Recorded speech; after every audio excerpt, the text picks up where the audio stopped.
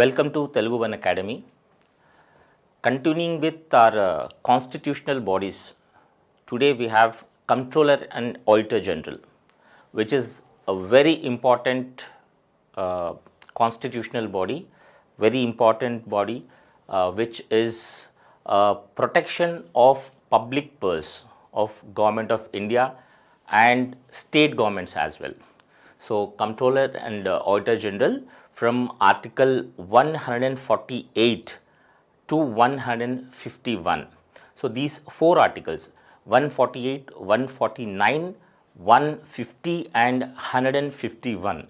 These four articles under the Constitution gives the office of Comptroller and Auditor General, duties and responsibilities of Comptroller and Auditor General, and the forms of accounts and audits given by the CAG to the President, what type of form one need to maintain with them, that is one article, and audit reports, the reports of the audits and the accounts of the office which is to be submitted to the President if it belongs to the central government and to the Governor if it is concerned with the state governments. So, from Article 148 to 151 tells about the office of CAG, Comptroller and Auditor General of India. So, here in this class we would be discussing how the CAG office is established, what are the various duties and functions of the CAG, the office of the CAG, the qualifications, conditions of office, salaries and emoluments, what are the various functions regarding both central government and state government, and the nature of the CAG, how this office has become very much important when it is concerned to the public finance or purse of the country. So, in this class we will be discussing the role of CAG. So, here just to introduce the Comptroller and Auditor General, one thing we need to understand is the word CAG, that is Comptroller and Auditor General. It's office of British. When Britishers were ruling us, we had Comptroller and Auditor General. But there is a difference between CAG of India and CAG of Britain. In India, CAG doesn't control public purse. So, though we have the nomenclature of Comptroller, but in fact CAG in India do not have any authority or power to control the expenditure part of the public finances. So, when we compare CAG office of Britain to India, in Britain, in British, the CAG is both Comptroller and Auditor General. That is, the CAG has the power on both expenditure of the finances also. That is, CAG in Britain controls the public purse, that is expenditure part also. But in India, we have CAG only auditing the accounts. So, we have both accounts and audits, two different parts. After 1976, when we had a separate scheme, that is departmentalization of accounts, CAG has relieved the duties or the power to maintain accounts of central government. At present, CAG is just an Auditor General and he audits the accounts of both central government and state government and also of various other entities, corporations prescribed by the President. And CAG maintains accounts of only state governments. So, after 1976, CAG has relieved the function of maintaining accounts of central government. This is one important point. We would be expecting question on this area. So, here Article 148 of the Constitution says that there has to be a office of CAG, that is Comptroller and Auditor General. It is a very independent office. Independent here in sense, as we know, there is no minister representing the CAG in the Parliament or in a democratic system, we do not have any minister which represents the office of the CAG. So here Comptroller and Auditor General of India is an independent office. It's an independent authority under the Constitution, and Parliament also given a lot of power to the CAG, because as we know, finance is the lifeline of any country. So when the government comes up with various policies, welfare policies or developmental policies, they need a lot of fund to execute such programs. And wherever there is a fund, wherever there is a question of expenditure, then there may be a lot of discrepancies, there may be a lot of diversions regarding the expenditure or spending of the funds.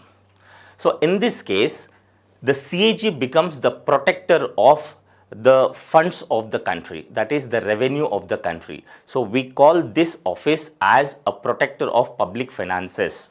There may be a lot of diversions, there may be a lot of corruption regarding this expenditure of the government on various policies and programs. So here CAG will ensure that all those funds generated by the government or spent by the government should reach that program or policy. There is no chance of diversion of such funds. And that is the reason why Dr. B.R. Ambedkar has called this office as a very important office under the Constitution. And one more thing is, CAG is the head of the Audit and Accounts Department. Indian Audit and Account Services, we have a separate service, Indian Audit and Account Service, IAAS. This service, this department is headed by the CAG. So when we say CAG is the guardian of the public purse, we have many things, like we have Consolidated Fund of India, we have Contingency Fund of India, we have Public Accounts of India at union level, and we also have Consolidated Fund of the State, Contingency Fund of the State, and Public Accounts of States at state level. So at union level, these funds are managed by the president. These are under the president. And at state level, the Consolidated Fund of the State, the Public Accounts of the State, Contingency Fund of the State is under the governor, that is the head of the state. So here the CAG is the protector of the public purse, that is the guardian of the public purse. Anything which is coming to the Consolidated Fund of India or spent from the Consolidated Fund of India are to be accounted So they are to be maintained very in a logical manner, and all these accounts has to be audited, so that there need to be a check on the public purse. So at both center and state level, the entire financial system of the country is protected or is guarded by the CAG. So the CAG is a very important office regarding the public finances. When we say public finances, public purse, it is the money which is collected by the government of India or the money which is spent by the government of India on various policies and programs. So it's an all India character, because as we know, it's a constitutional body, and as we know, we have a single constitution common to both center and the states. So CAG under Article 148 is a constitutional body, and it has an all India character. Here when we say all India character, we have one single office of CAG common for both center and the states as well. So what are the duties of CAG? So we have a very varied functions, very complex work of CAG, because we have a very vast democratic country. We have many states, and our country is a federal in character. So, and we have a single office of CAG at union level. So obviously we have a lot of functions, lot of responsibilities given to the office of CAG. And as we know, CAG is an independent office. As we have just discussed, no minister represents CAG in the parliament, and parliament also has a process, like from appointment of the CAG to his removal, there is a process. So though we say that CAG is appointed by the president under his warrant and seal, but the CAG cannot be removed by the president at his will and wish. There is a process. As we know, as a removal of Supreme Court judge, the same procedure is followed here in the removal of CAG also. Before going that, the main duty of the CAG is to uphold the constitution. See, when we say CAG is a constitutional body, CAG is a constitutional body under Article 148. The primary duty of any constitutional authority is to uphold, to protect the constitution. Whatever the duties and responsibilities they are assigned, they have to be done in the interest of the people, not against the constitution. All these constitutional bodies has their independent role to play, but within the limits, within the boundaries of the constitution. So when the CAG also takes oath, he will take oath on the constitution. So he will protect the constitution, he'll uphold the values of the constitution. So he upholds the Constitution of India and law of the parliament, because parliament has been given power by the constitution itself. Constitution has given power to the parliament to make rules regarding the functions and duties of the CAG. So time to time the parliament can also come up with various functions, various duties depending upon the changing circumstances, and the CAG has to uphold the laws of the parliament. So every detail is not mentioned in the constitution. Constitution has given power to the parliament to make law related to the duties and responsibilities of the CAG. And Dr. B.R. Ambedkar has called the CAG as a very important office under Constitution of India. Others being very important office, when we say bulwark of the democratic system. When we say bulwark, it is the protector of the democratic system. So other important offices being Supreme Court, UPSC and Election Commission. So these four are important offices under the Constitution of India, and the CAG is one of those four pillars, other being the Election Commission of India, the Supreme Court and the UPSC, that is a central recruiting agency which upholds the merit system. And CAG upholds the financial system of the country. The CAG is assigned with the work to protect and guard the public purse. So as we say, CAG is one of the bulwarks of the Indian offices, that is Indian democratic system. The others being the Supreme Court of India, Election Commission and the UPSC. So how the CAG is appointed? As we all know, the constitutional authorities are appointed by the president. President will appoint obviously on the recommendations of the highest executive body, that is the cabinet. Cabinet, as we know, in parliamentary form of system, cabinet is the highest executive body, that is the Council of Ministers headed by the Prime Minister. We have a selection committee there. The Prime Minister's leadership will select a person eligible for such offices, and President of India will appoint the CAG under warrant, under hand and seal. That is, there is a special provision here. President will appoint the CAG under his warrant and seal. But this doesn't mean that President can remove the CAG at any time. Though we have a removal process similar to the removal of Supreme Court judge and other constitutional dignitaries. Here the CAG is removed by a process, that is, on that issue there will be a bill placed in either house of the parliament, and both the houses of the parliament should pass such removal bill by special majority. When we say special majority, it is not 2/3 of the majority. And more than 50%, that is half of the total number of the house should approve that. So we have a removal process also. Before that, we have an oath taken by the CAG. Because these are very important constitutional body and very important role to play in the democratic system.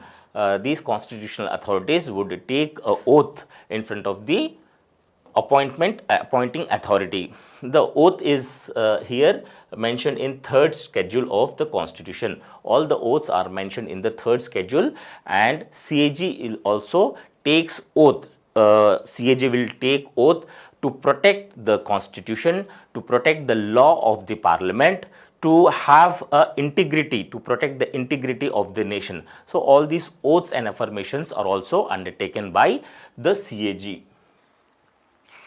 When we say term of CAG, as we know, appointment is done by the president under his warrant and seal. When we say term of the CAG, it is also fixed by the Constitution. The CAG will hold office for a term of 6 years. This is important. The CAG will hold office for a term of 6 years, or until the CAG reaches the age of 65 years. So we have a fixed tenure here. Fixed tenure doesn't mean that the CAG will continue for 6 years. There is a process of removal. So the CAG can also removed by the process, as we have mentioned, a parliamentary process on the basis of misbehavior. On the basis of misbehavior or incapacity, the CAG can also be removed in between, that is before completion of his 6 years of term. So 6 years is not fixed in no other conditions, in any extraordinary conditions. Otherwise, the CAG will have office for 6 years or until he reaches the age of 65 years. We can also expect a question here. So generally, we generally get confused that most of the offices are have a time period of 5 years, but CAG has a term period of 6 years. Another important question here is CAG is not not made to work in other offices after a retirement. That is, once the CAG completes the term of 6 years, he is ineligible. He is ineligible to work further. So under Government of India or Government of state or any other entity where there is an involvement of the government, the CAG is not eligible. The CAG is not eligible for further appointments. That is one thing. And as we said, though they have a term of 6 years, the CAG can resign anytime. Generally, what happens is, why would the CAG resign? There may be a lot of political pressure, or the job what the CAG is taking up may be inconsistent with the morality of the CAG. So generally the CAG may also resign on various grounds. That is, before completion of the 6 years, the CAG can be removed by the parliamentary process, or the CAG can resign himself by giving his resignation letter to the President of India. So as President is the appointing authority, President has appointed the CAG, the resignation of the CAG is also handed over to the President. As we said, one is resigning and other thing is remove. Removal is based on these two aspects, that is proved misbehavior. Proved misbehavior is very big term. Here he may be involved in some acts of corruption or favoritism or nepotism, or maybe incapacity, or incapacity in sense the CAG may not be doing his work properly up to the expectations of the Government of India. So on the basis of these two things, he can be removed by the process. That is, the resolution for such removal should be passed by the Parliament. That is, when we say by the Parliament, both houses of the Parliament, both Lok Sabha or the Rajya Sabha. If the resolution is introduced in the Rajya Sabha, it has to be passed by special majority, that is 2/3 of the majority with 50% of the total membership of the house. And once the resolution is passed in Rajya Sabha, then it is again has to be passed in Lok Sabha. So both the houses of the Parliament should pass such a resolution of a removal by a process. We have a process on basis of proved misbehavior and incapacity. So these two terms of important. Other than this, there is no basis for his removal. So we have to remember few things. One is the CAG is appointed by the president under his warrant and seal. The CAG is no, he can resign at any time by giving his resignation letter to the president.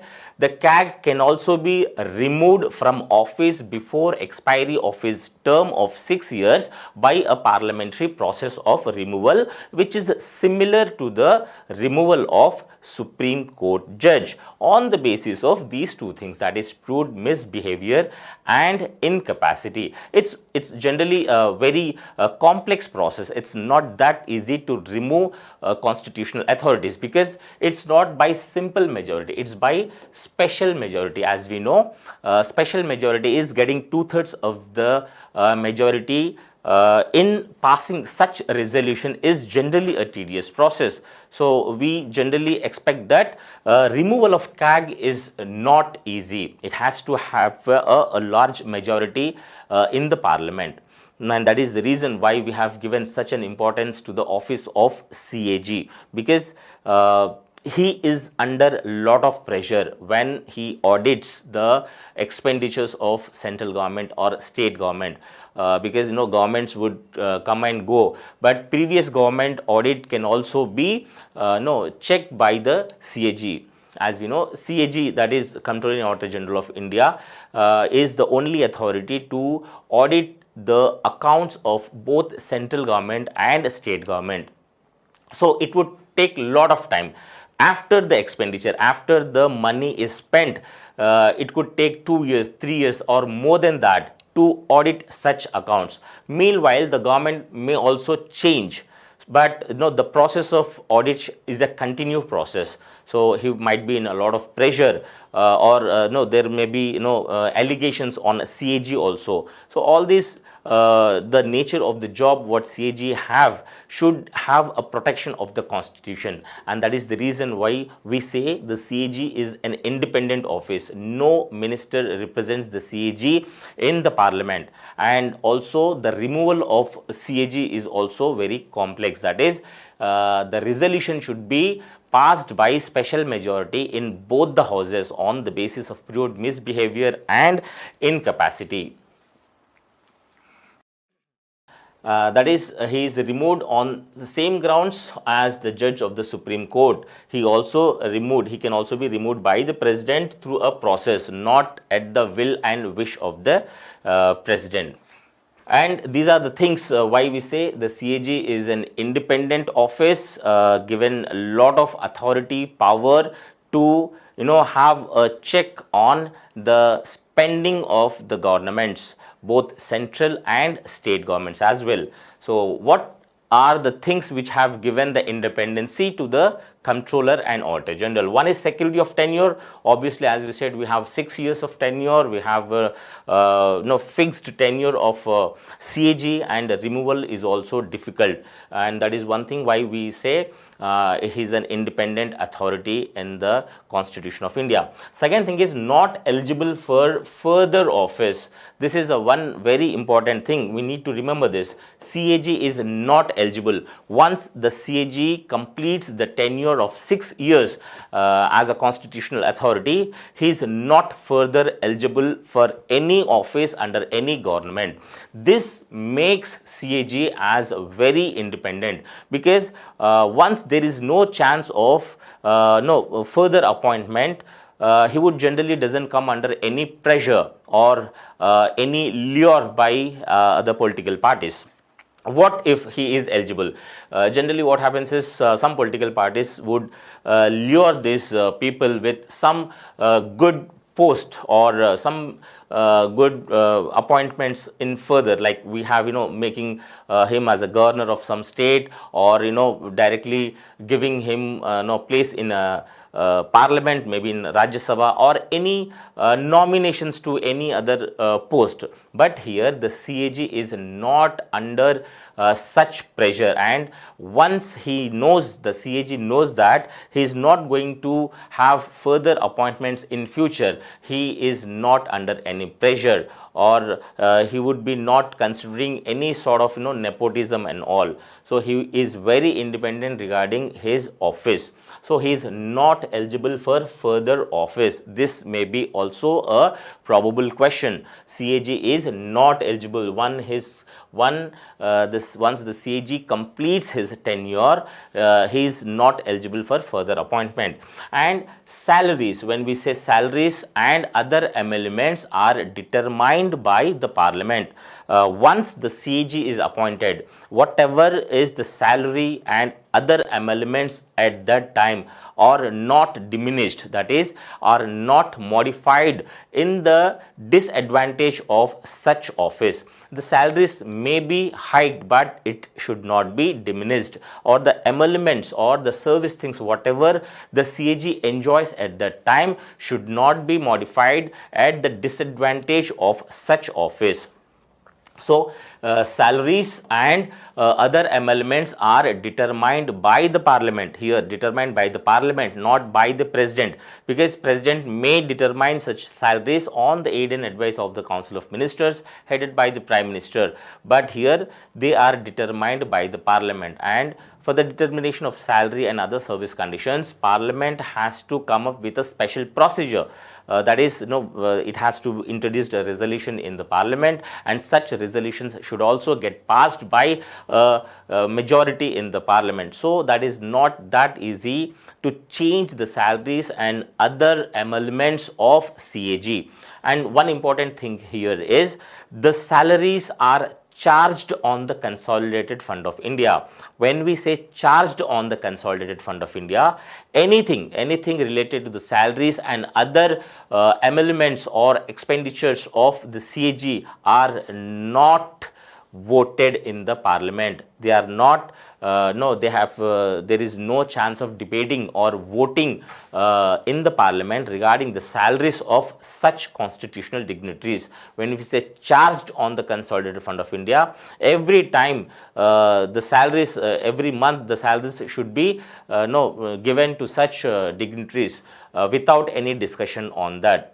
When we say there might be any financial emergencies also, but their salaries will not be stopped at any point of time. So salaries and other remittances or emoluments or service matters are determined by the parliament. Whatever the case may be regarding his salary, pensions or any other things are charged on the Consolidated Fund of India.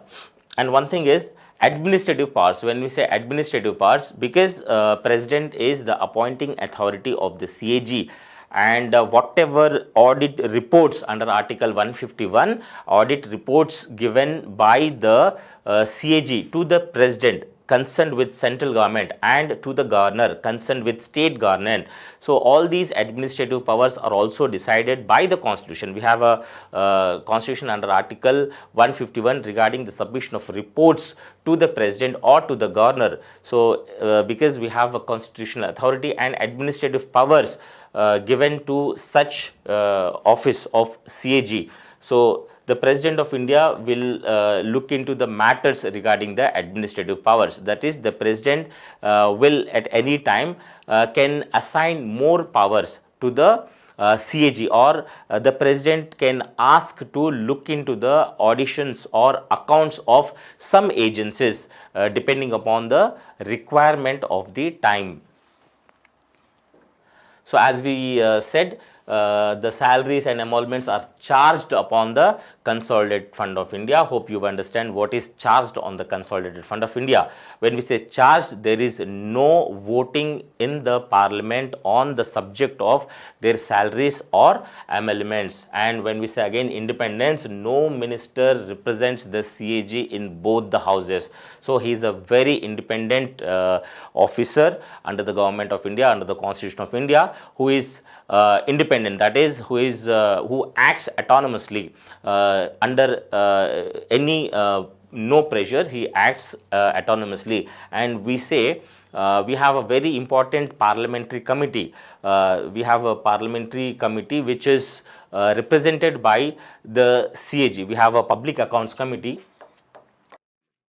For public accounts committee, CAG is like friend, guide and philosopher. CAG acts as a friend, guide and philosopher for the Public Accounts Committee. This committee is very important related to the public finances of the nation. So here the CAG would also act as a friend, guide and philosopher to such committee. Continuing with our constitutional bodies, today we have Comptroller and Auditor General, which is a very important constitutional body.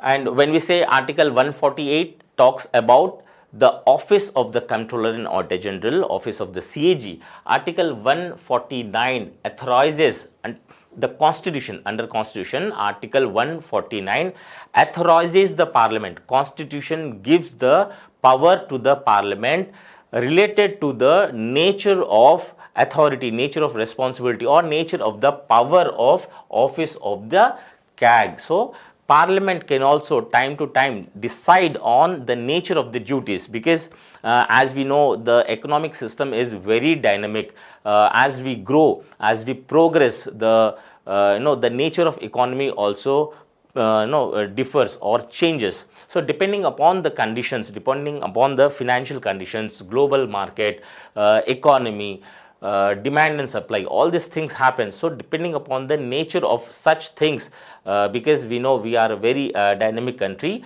the Constitution has assigned power to the Parliament to make such changes also depending upon the changing circumstances. One thing we need to understand here is till 1976, until we have a departmentalization of accounts, the CAG used to maintain accounts of both union government and all the state governments and UTs having assembly. So as we know, we have two UTs which have assembly, Delhi and Puducherry. The accounts of such UT was also maintained by the CAG. So accounts of central government, accounts of all the state governments and accounts of these two union territories were maintained by the CAG until 1976. But after 1976, where we have a separation of accounts from audits, we call it as a departmentalization of accounts. CAG has relieved the burden of maintaining accounts of central government. At present, the Comptroller and Auditor General do not maintain accounts of central government. He audits the accounts of central government but do not maintain the accounts of central government. At present, the duties of the CAG is to audit the accounts of both union government and state governments, to maintain the accounts of all the state governments and two union territories which have assembly. So, it's a clear fact here. And as we know, as we have discussed, we have Consolidated Fund of India, we have Contingency Fund of India, and we have public accounts of India. Similarly, at state levels, every state has its own consolidated fund, its own contingency fund and public accounts. So these are the funds, dedicated funds. When we say Consolidated Fund of India, all the revenue generated by the union government or state governments, if it is concerned to states, all these funds will come into the Consolidated Fund. And we also have an emergency fund, that is contingency fund. For example, Contingency Fund of India is under the President of India. If at any circumstances when the Parliament is not in session and if there is an emergency thing, for example, if there is any natural calamities like tsunami, earthquake or anything, and Government of India needs immediate fund for to face such emergency or contingency situations, we have a Contingency Fund of India where fund is reserved for such emergency conditions, and by the signature of the President, the administration could use such money. And as we know, when there is an emergency like situation and when there is no voting in the Parliament regarding the spend or expenditure of such funds, there are many chances of misuse of such funds. And public accounts, that is public purse, as we know, we have right to know how that money is spent. And here comes the important function of the CAG. CAG will audit the expenditure of such funds. So, as to general understanding, we have consolidated fund, we have contingency fund, and we have public accounts, both at union and state level. And it is the duty of the CAG, the office of the CAG, to check the accounts of such funds, to check the audit and to audit the accounts of such funds of these consolidated fund, contingency fund and public accounts at both union and state level. So, what kind of audit or what kind of duty is assigned to the CAG? So, CAG would audit on various things, or CAG would maintain accounts related to the trading. Trading in sense, the union government or state government will have its own trading process. So, there is a lot of money spent on such activities, on trading, on manufacturing and profit of loss accounts, balance sheets, subsidiary accounts, suspense accounts. So, all on these things the CAG would maintain book, would maintain stocks of all such transactions. He would also audit them by taking help of various other administrative officers under Department of IAAS. See, CAG audits the receipts and expenditure. Receipts and expenditure. Here, receipts is whatever the finances or money comes under the various accounts like Consolidated Fund of India, Consolidated Fund of the States, Contingency Fund or public accounts. So, all the receipts and the expenditure, how these money are spent. So, all these are audited by the CAG. So, audit is very important function, to check on the misuses, misappropriation, diversion, corruption. So, once we know that at one point of time the activities, the financial activities of the government can be audited by the auditor at some other time in the future, obviously there would be a sense of fear to misappropriate such funds. So, it is clear that not this day but tomorrow also the fund, the transactions are under the scanner of the CAG, and there will be a audit on such accounts. And once once it knows to the people that there is a misappropriation of such accounts, it would generally damage their reputation. As we have seen, the UPA government before 2014, there was a lot of scam. In 2010, as we know, we have a common games held in Delhi, and there was a lot of misappropriation. And we also see the Colgate scam or Spectrum 2G scam. These all scams have unearthed by the CAG, because there was a lot of wastage of public amount, public money. There was a lot of diversion, there was a lot of corruption in such huge programs. So, maybe it has damaged the image of the government, and it was such a damage that it could not come to the power in next term. That is the reason why we say that public money is very important, and spend, that is expenditure of such amount should be so prudent, because we have a very optimum resources, and the resources should be used by the government very optimally, very prudently. And CAG does not only checks the revenues and expenditure of the government, but the CAG also shows the probity. That is, he would ensure that, the CAG would ensure that are the money spending on such programs have desired results. So, the CAG would also check on the probity of such expenditures. or he would also analyze or scrutinize the results of such programs and policies. So one is all bodies and authorities substantially financed by the government of India or by the government of state. The CAG would audit the receipts and expenditures of such agencies.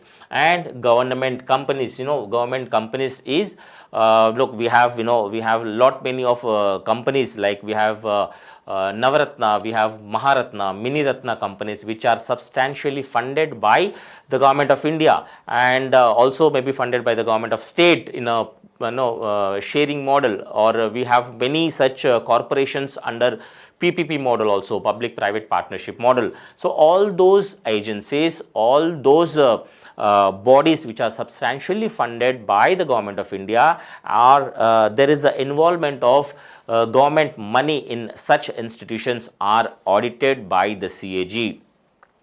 When we say other corporations, we have other corporations also, like we have Food Corporation of India, we have Life Insurance Corporation, LIC, we have other institutions like Air India, we have Reserve Bank of India. So other corporations of very important bodies can also be audited by the CAG on request of the President. So CAG is not just limited to the corporations or bodies, or only to the government departments. The CAG, as we know, CAG is the highest authority in guarding the public purse. The CAG can audit any corporations. In some cases, the CAG will also take the help of private auditors also. Under the supervision of CAG, private auditors would also go and check the accounts of such corporations, because as we know, the CAG is burdened with other duties. Few corporations can also be audited, but under the supervision of CAG, CAG could hire private auditors also to check into the nature of transactions of such corporations. So what are the transactions? What are the transactions on which the audit is done? So this is a simple thing, debits, sinking funds, deposits, advances, expenditures, remittances. These are all the few things on which the CAG would generally maintain accounts and audit such accounts.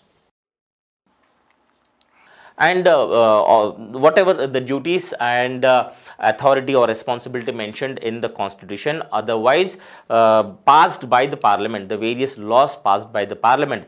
Other than that, also on the request of president or governor, the CAG could take the duty or the role of maintaining accounts or auditing on other entities or agencies as well. So the president can also request the CAG to audit on some special purpose schemes. So the government of India, some special purpose schemes, or when we have such international events which generally happens. So on those special events also, the president or the governor may request the CAG to check the accounts.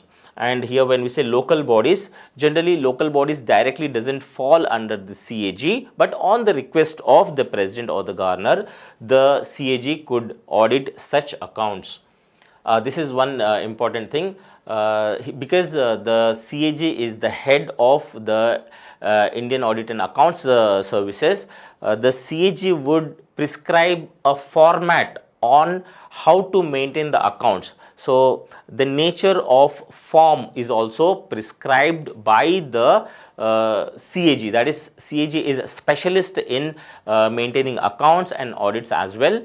The CAG can prescribe a form as advised by the president. So how the accounts are maintained, this is under Article 150. The CAG can advise on the prescription of the form. Here when we say prescription of the form, that is in what format the accounts of the department or any other corporation is maintained. So what are the major heads, what are the minor heads, what are the discrepancies. So all this format is mentioned by the CAG, which generally has a uniform in character, because it would be easy for the CAG in future to audit such accounts when there is a uniformity, because again CAG has to train the officials on how to audit the accounts. If there is a uniformity of a form, obviously it would easy for the staff to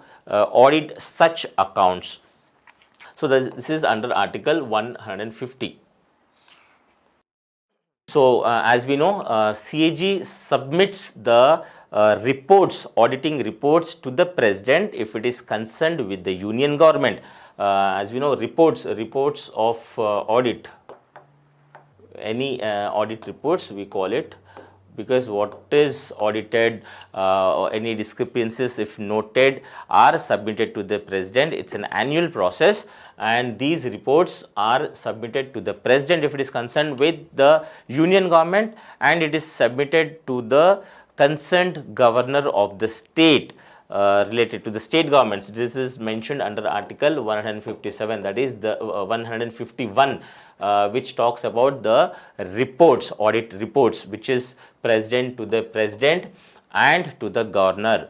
After this, the President would place such reports in the House of the Parliament. So related to state, the CAG would submit such reports to the governor. So on what things the CAG would generally certifies? When we say whatever is coming into the consolidated fund, or whatever is spent from the consolidated fund, or contingency fund, or public accounts. So all these transactions has to be the CAG need to ensure that all this transaction has happened according to the process of the law, according to the due process of the law. Because as we know, the Parliament, the government cannot impose tax without the law. There has to be a law brought in the Parliament to raise revenue also. Arbitrarily, the government cannot impose tax. For imposition of the tax also, they need to have a process. They need to have a process. They need to have a money bill which is introduced in the Lok Sabha, and that has to be passed by the Parliament. Then only the government could impose tax, and it's very hard to collect tax from the people. So when we say net proceeds, it is whatever tax we have collected by the government minus the cost of collection of such tax. So this is the net proceeds. There is always a price, there is always a cost to collect the tax also. Government will impose tax. That tax minus the cost of collection of such tax is called net proceeds. So proceeds of tax minus cost of collections. So the CAG would will certify that yes, the government has imposed the tax and the government could collect this tax. And whatever the tax, whatever the money has spent on the collection of such tax is deducted from the total amount of tax what we have collected. That is net proceeds. The CAG would make sure that the tax has been collected in this way. As we know, as we said, the CAG is a very important office under the Constitution, and the Comptroller and Auditor General act as a friend, guide and philosopher to the Public Accounts Committee. When we say Public Accounts Committee, it's a very important committee under the Parliament, which generally looks into the matters of expenditure on accounts. So we have generally three important committees. One is Public Account Committee, we have Economic Committee, we have Committee on Public Undertakings. So in that, the CAG would assist Public Accounts Committee.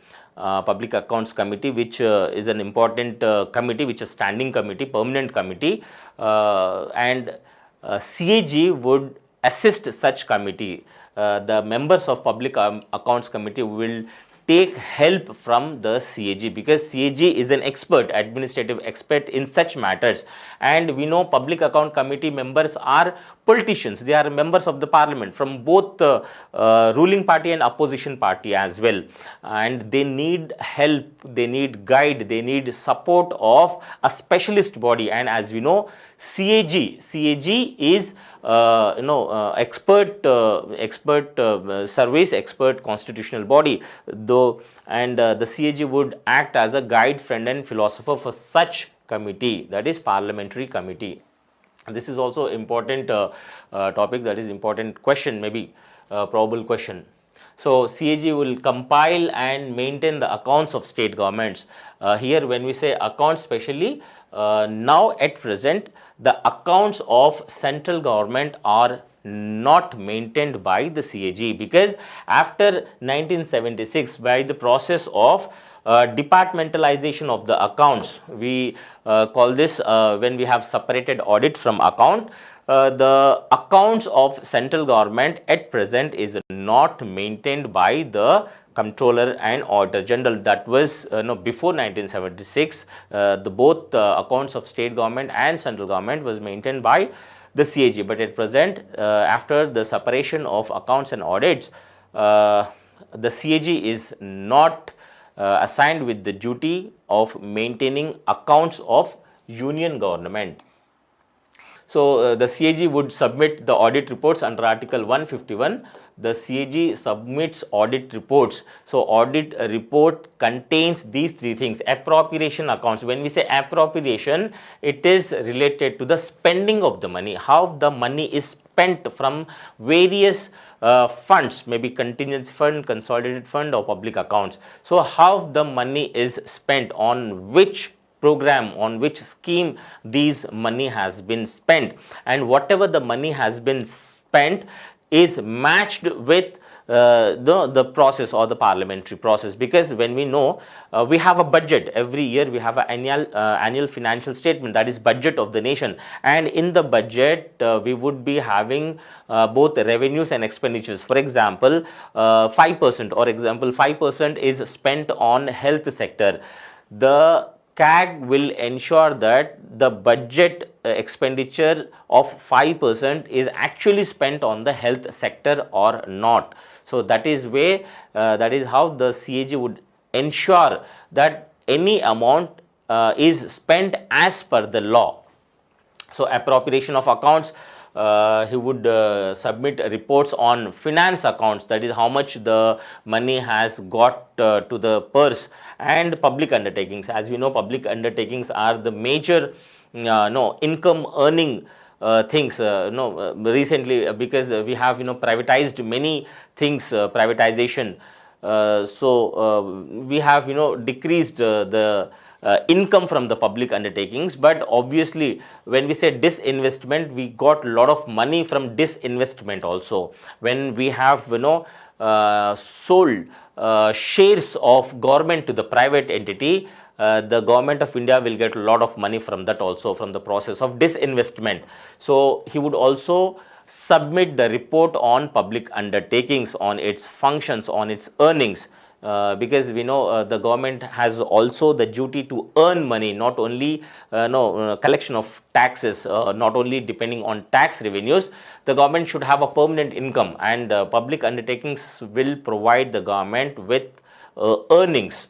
So the CAG would spend money, would give reports, would submit reports on these three things: appropriation accounts, finance accounts, and public undertakings. So once the CAG submits the reports to the president or submits the reports to the governor, both these constitutional authorities, that is the president, if it is concerned with the union government, the president would place such reports before the House of the Parliament.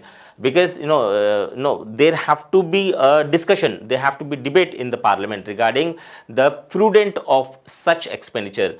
When we say opposition party would generally discuss on various schemes, on the nature of the schemes, on the expenditure or misappropriation of such accounts. So the reports which has been submitted to the president in turn will lay these reports before both the houses of the parliament, and if it is concerned with the states, then the CAG would submit such reports to the governor, and governor would place such reports in the assembly. So this is one thing. And when we say public accounts committee will examine such reports, because there is a very large content of such reports, and obviously parliament does not have such time.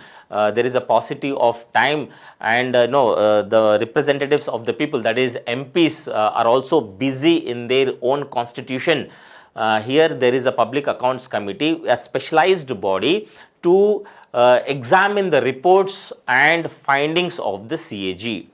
So because there is a good relation between the CAG and the public accounts committee, as we said, CAG would act as a friend, guide, philosopher to the public accounts committee. Whatever there is a doubt related to the reports of CAG, public accounts committee would call CAG. CAG would directly give or send his representatives in clarification of such doubts regarding examination of public account committee's work.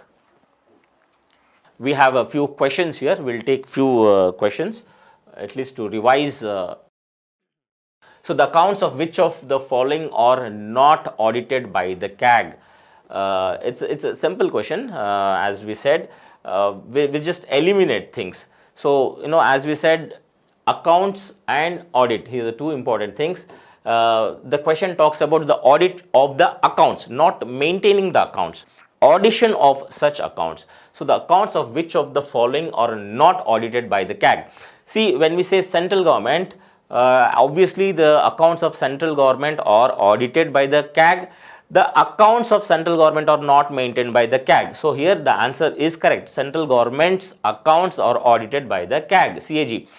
Government companies, we know government companies are the companies where government has invested its funds. So government's funds are public money. So wherever there is an involvement of public money, CAG will go for audition. State governments, obviously both accounts, maintaining of accounts and auditing the accounts of the state government is done by the CAG.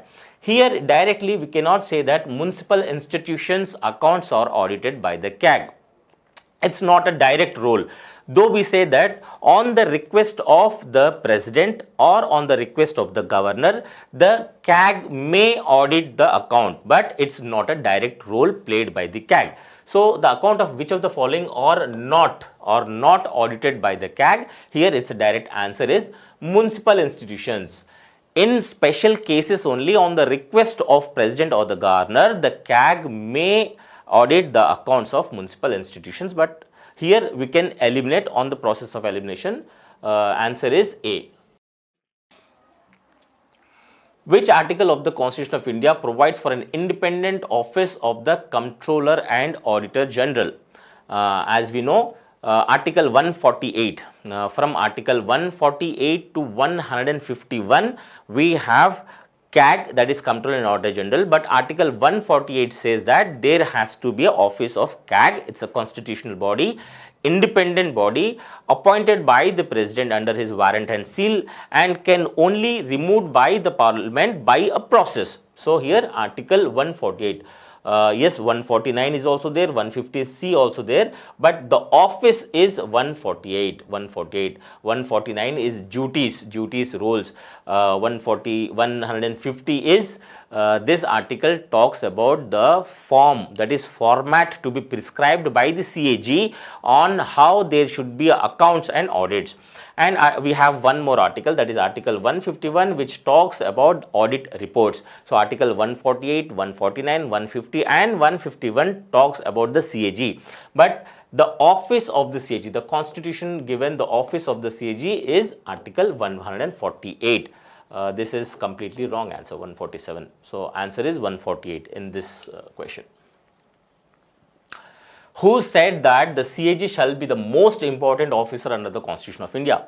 It's a very direct question. If we read Lakshmikant also, in first para we would be finding this answer.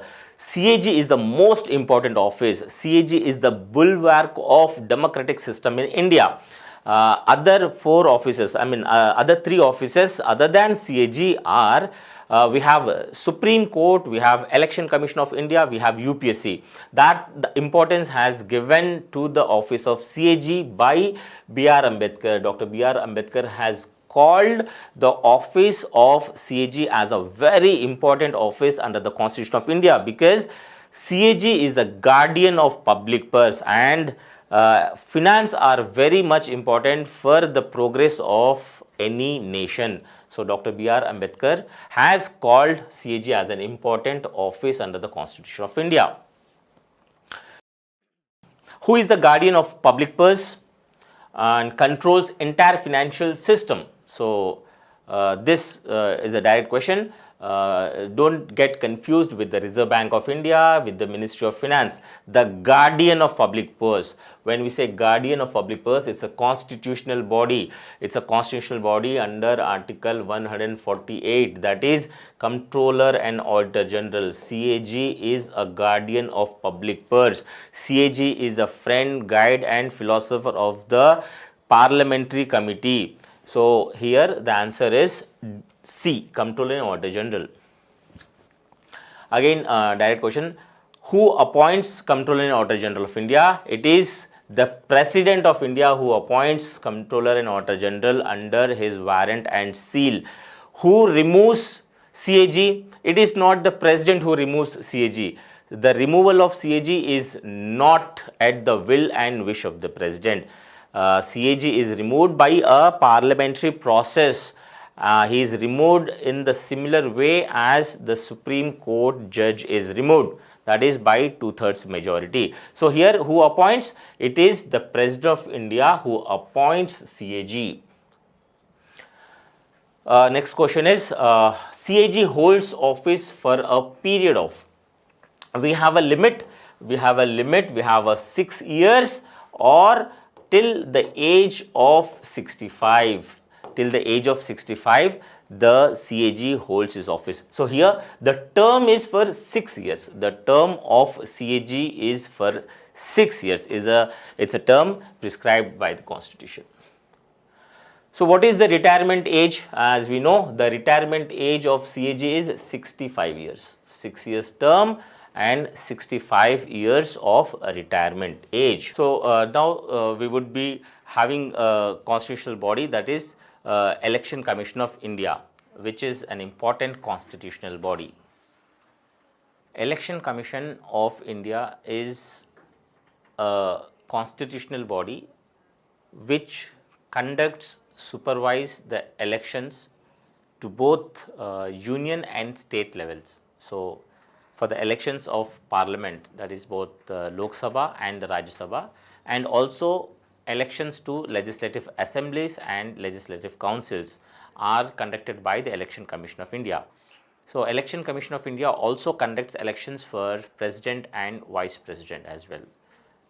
We have mentioned this Election Commission of India under Part 15 of the Constitution, under Part 15, Article 324. So, 324 of the Constitution, Article 324 of the Constitution gives Election Commission of India, and we have various articles up to Article 329. So, what are the provisions mentioned in the Constitution regarding Election Commission of India? What are the responsibilities, duties and functions of the Election Commission of India? That is, ECI have advisory function, it has a quasi judicial function, so administrative functions. So, all these functions are mentioned in the Constitution, and that is the reason why we call ECI as a constitutional body. It's an important constitutional body which conducts elections for the country. So, the democracy is strengthened by the elections, and Election Commission of India conducts elections and in a free and fair manner, giving equal importance to all the political parties, be it ruling party, opposition party or any other party. The Election Commission of India conducts a free and fair elections, having a credibility in conducting the elections. So, the constitutional things, the independence, the autonomy of the Election Commission, what are the powers, functions, and we also discuss what are the challenges in front of the Election Commission of India when it comes to conducting elections for such a huge population of our country. So, we have a huge population with many states. We have such a wide geographical country with many states. We have linguistic diversity. So, all these keeping in mind, it's a very big challenging task to conduct elections for such a enormous country. So, and Election Commission of India has successfully conducting general elections from all these years since its inception from 1950. So, we will be getting into the details of the Election Commission of India. So, what are the main provisions mentioned in Article 310(4)?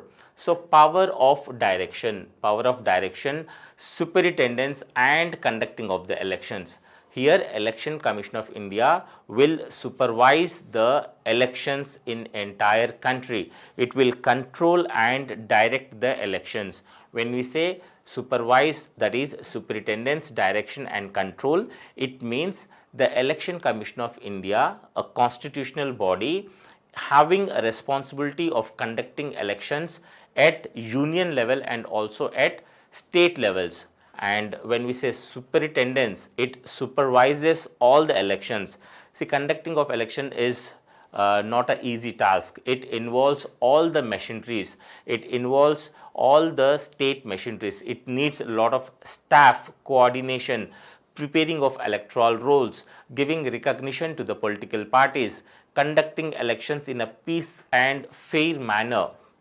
So, we have many incidences like booth capturing, we have incidents like rigging. All these are the challenges in front of the Election Commission of India. So, to coordinate all the departments, to coordinate all the machineries and to supervise such election is obviously a very tedious and very complex process, and it is a responsibility of the Election Commission of India to conduct elections in a free and fair manner without any pressure, without any bias. So, that sort of responsibility is given to the Election Commission of India. So, control and conduction of elections to the parliament, that is general elections. We say general elections, every 5 years we have an elections. So, such elections are conducted by the Election Commission of India. When we say parliament, both the Lok Sabha and the Rajya Sabha's elections are conducted by the Election Commission of India. Even state legislatures, all the state legislature assembly elections are also conducted by the Election Commission of India. Generally, we witness elections every year or a couple of years, because we have many states, and every year some or other state will have a general election. So, Election Commission of India is busy round the calendar in conduction of the elections. So, the ECI will also involves in the administrative matters, that is giving code of conduct, allotting symbols to the political parties, giving such time and directions to conduct such elections, and recruiting staff for conducting of the elections. So, all these administrative, advisory and quasi judicial functions are with the Election Commission of India. Even the office of the president and vice presidents are also elections are done by Election Commission of India. As we know, Election Commission, this is a union body, Central Election Commission, common for both union and state level. As we have just discussed in previous class, we have an exclusive Election Commission which conducts elections at state level for local government. That is, for panchayats and the municipalities, we have State Election Commission under Article 243K. Election Commission of India conducts elections for central and state governments. We say Election Commission of India ECI does not deal with the elections to the municipalities and panchayats. This might be a probable question in our examination. So we have to remember that for municipalities and for panchayats, we have a separate election commission, that is State Election Commission under Article 243K. So for municipalities and for panchayats, we have a state election commission. This is also a constitutional body because it is mentioned in the constitution. So here we say separate state election commission is provided by the Constitution of India for municipalities and panchayats. This is by 73rd and 74th Constitutional Amendment Act, we could establish this state election commission. So when we say the commission, that is the members in the commission, initially we had a single member body. So Election Commission of India was initially a one member, that is single member body. But when we have reduced the age from 21 to 18, that is the age of eligible for voting was reduced from 21 years to 18 years.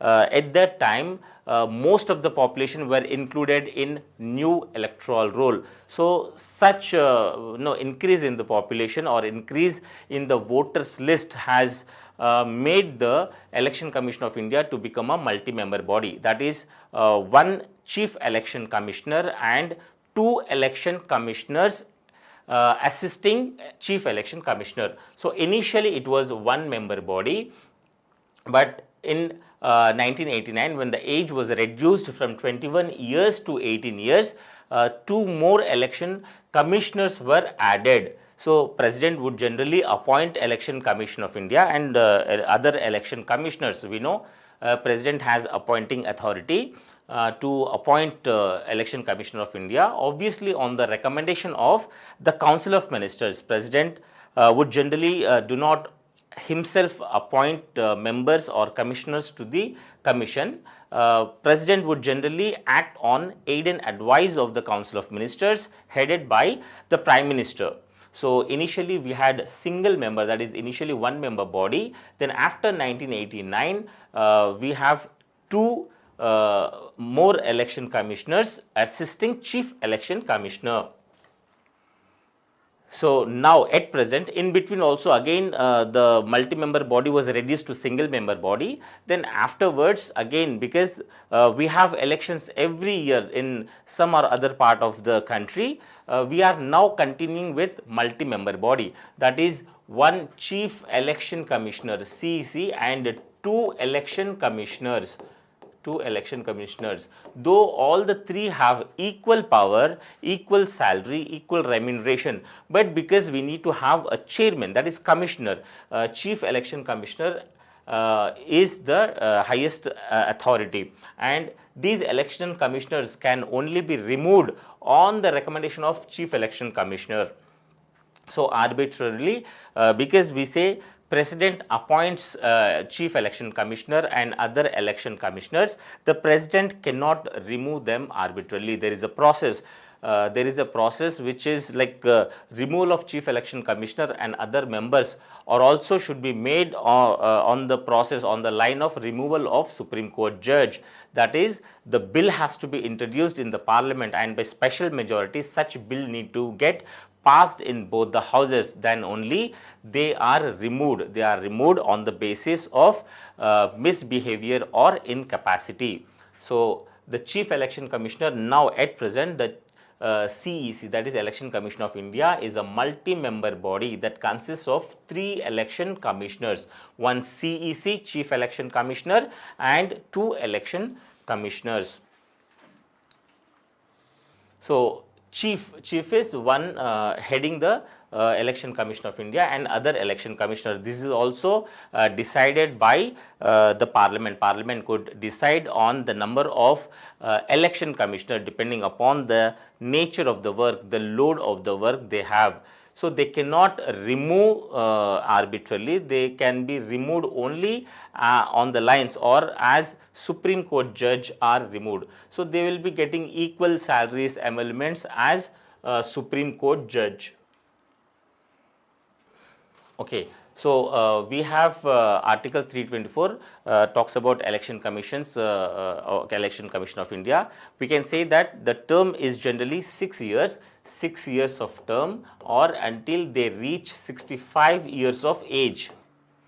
There is no fixed term actually for Election Commission of India. There is no fixed term, as we say. They can be removed by the procedure, that is the Parliament can remove them. So generally Election Commission of India, the commissioner, the CEC or the election commissioners have a term of 6 years or until they get the age of 65 years. They can be removed on the basis of proved misbehavior or incapacity.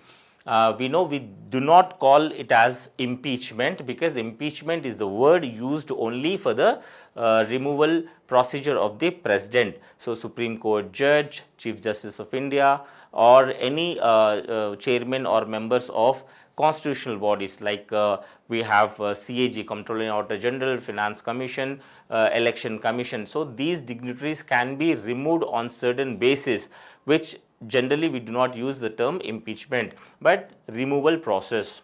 So on the basis of proved misbehavior or incapacity, they are removed. So the Constitution has not mentioned any qualifications for the chairman, that is the commissioners of Election Commission of India. There is no qualification mentioned, be it technical qualification, educational qualification, or any such qualification is not mentioned. So no qualifications are mentioned in the Constitution. There is no specific term. There is no specific term. We though say that the term is for 6 years or until they reach the age of 65 years, but the term is not permanent. So they could be removed at any time. And one important thing is the election commissions, the commissioners are not debarred to work further after they come out of the office. So once the term is expired, they can work anywhere, that is they are eligible to work or in other offices of the government. So they are not debarred from appointment for future appointment. So we can say that there might be a probable question here. They are not debarred here. The commissioners can get appointment in future in other government offices. So no qualification, no specific term, and they are not debarred to work in further offices. So as we know, Election Commission of India is a permanent body, independent body, autonomous body assigned with the task of conducting free and fair elections for both union and state legislatures, that is both parliament and assemblies. So 1950 from inception, since its inception till today, Election Commission of India has successfully conducting many elections, also facing certain challenges, also criticized by many quarters or many sections of the political parties. But otherwise we could say that today the democracy what we have is a vibrant democracy. We are keep on changing, our population is increasing, awareness is increasing, many regional political parties are being coming into the picture. They are fighting elections. Independent members are there who generally they are not part of any political party. Still they try to get into the election process. So all these things have become a challenge for the Election Commission of India to conduct elections for such a population or for such a huge country. So for that, obviously the Constitution gives more powers to the Election Commission of India. It gives independency, autonomous powers to the Election Commission of India. As we also know that Election Commission of India is a quasi-judicial body. It has also powers of quasi-judicial body, that is judicial powers are also vested in the Election Commission of India. Any problem or any conflict regarding disqualification of the members or regarding any electoral things can be decided by the Election Commission of India. Here Election Commission has such wide vast powers. It has administrative powers, it has advisory powers, and it has quasi judicial powers. So Constitution gives such powers to Election Commission of India for superintendence, direction and control of the process in conducting of the elections. So as we said, we have three important functions what Election Commission of India would generally function. So administrative, advisory and quasi-judicial functions. When we say administrative functions, right from preparing electoral rolls, issuing EPIC cards, that is electoral photo identity cards, and giving recognition to the political parties, issuing code of conduct, deciding on the time and nature of the elections, deciding on the constituency and placing booth, voting booth, deciding on the questions of law and order, tagging sensitive areas. So all these functions are with Election Commission of India. Election Commission of India do not have their own staff. Generally we say for conducting elections for such a huge country, they should have a lot of staff, but generally Election Commission of India do not have such staff. They have only administrative staff at top level, but the ECI or State Election Commission would take the help of the staff of state or central staff. So they will conduct elections. When the elections are conducted at union level or state level, they will take staff from such state or union help. So they do not generally have their own staff.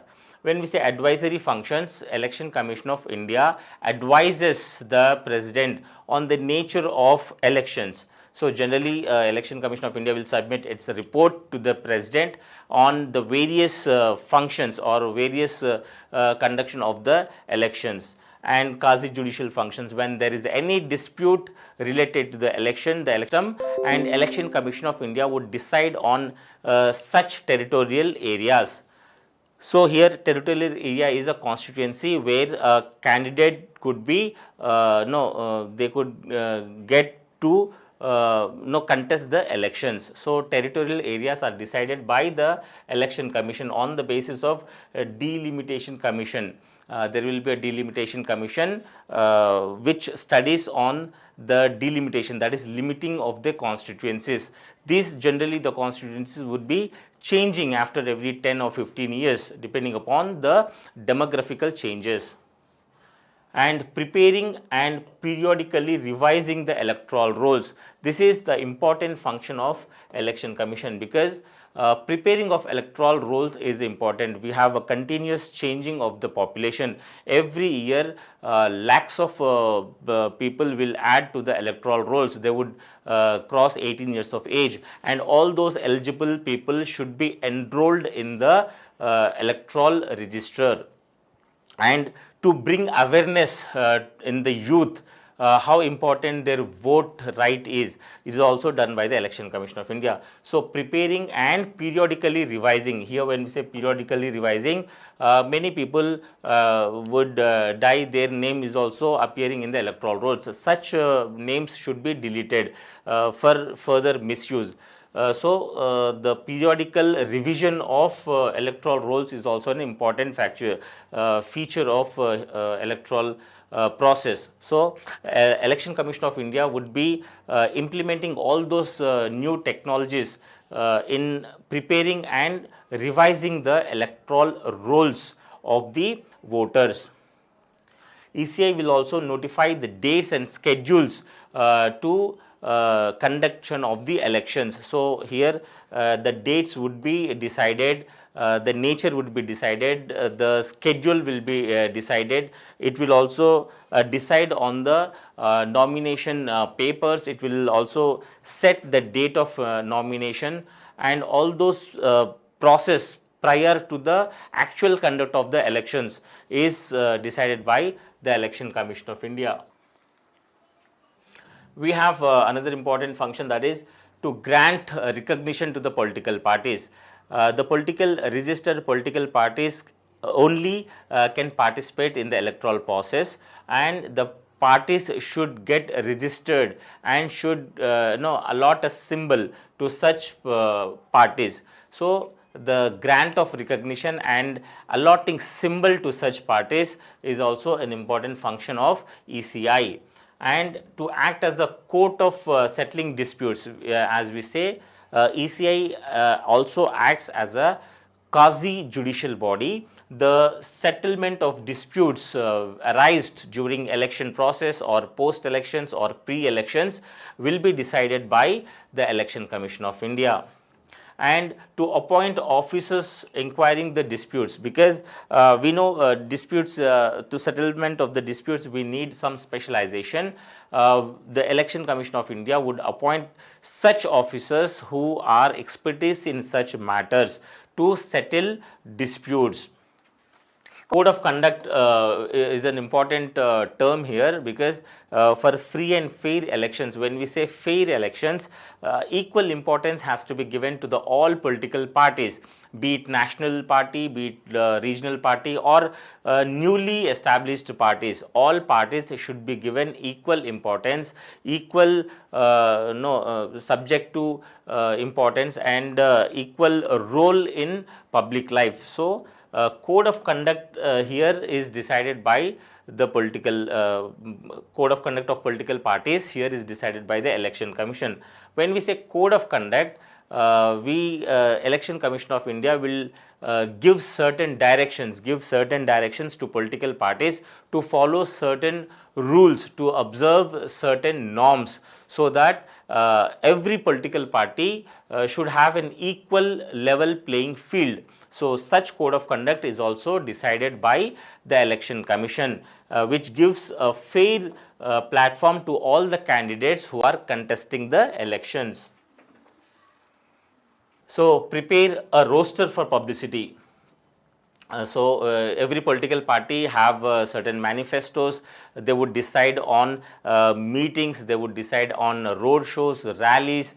So all such things are also decided by Election Commission. And prepare a roster, how much time should be given for their publicity, be it print media, be it electronic media, or be it hoardings on public places. So all these rosters are also decided by the Election Commission. If there is any discrepancy, or if there is any violation of norms or guidelines given by the Election Commission of India, would be treated seriously, and there would be a lot of penalties on such political parties or such candidates who are contesting the elections. So electoral process are very important. Few candidates or few political parties may be debarred from contesting elections if the guidelines are not followed properly. So there are also stringent actions taken by the Election Commission of India.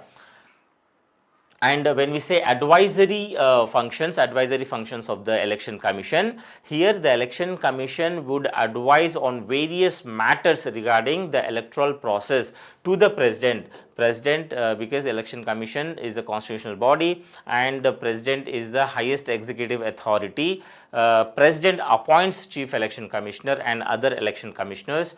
It is the duty of the Election Commission to provide with all the matters regarding the electoral process to the President. So President would also time to time could get information regarding the nature of the functions taken up by the election machinery, and the Election Commission would also advise on matters where there is a President rule in the state, and if there is a due date to conduct elections in such states, the Election Commission would advise President on the conduction of elections in such state which are under President's rule. And wherever the matters are regarding the state elections, disqualification of members in the state, such matters are advised to the governor by the Election Commission. So we have advisory functions too. So other functions are to cancel polls. We know the polls, the elections are to be conducted in a free, transparent and fair manner. If there is any indiscrepancy or if there is any breakdown of law and order, like rigging, booth capturing or any violence in the conduct of the elections, such elections are cancelled in such places.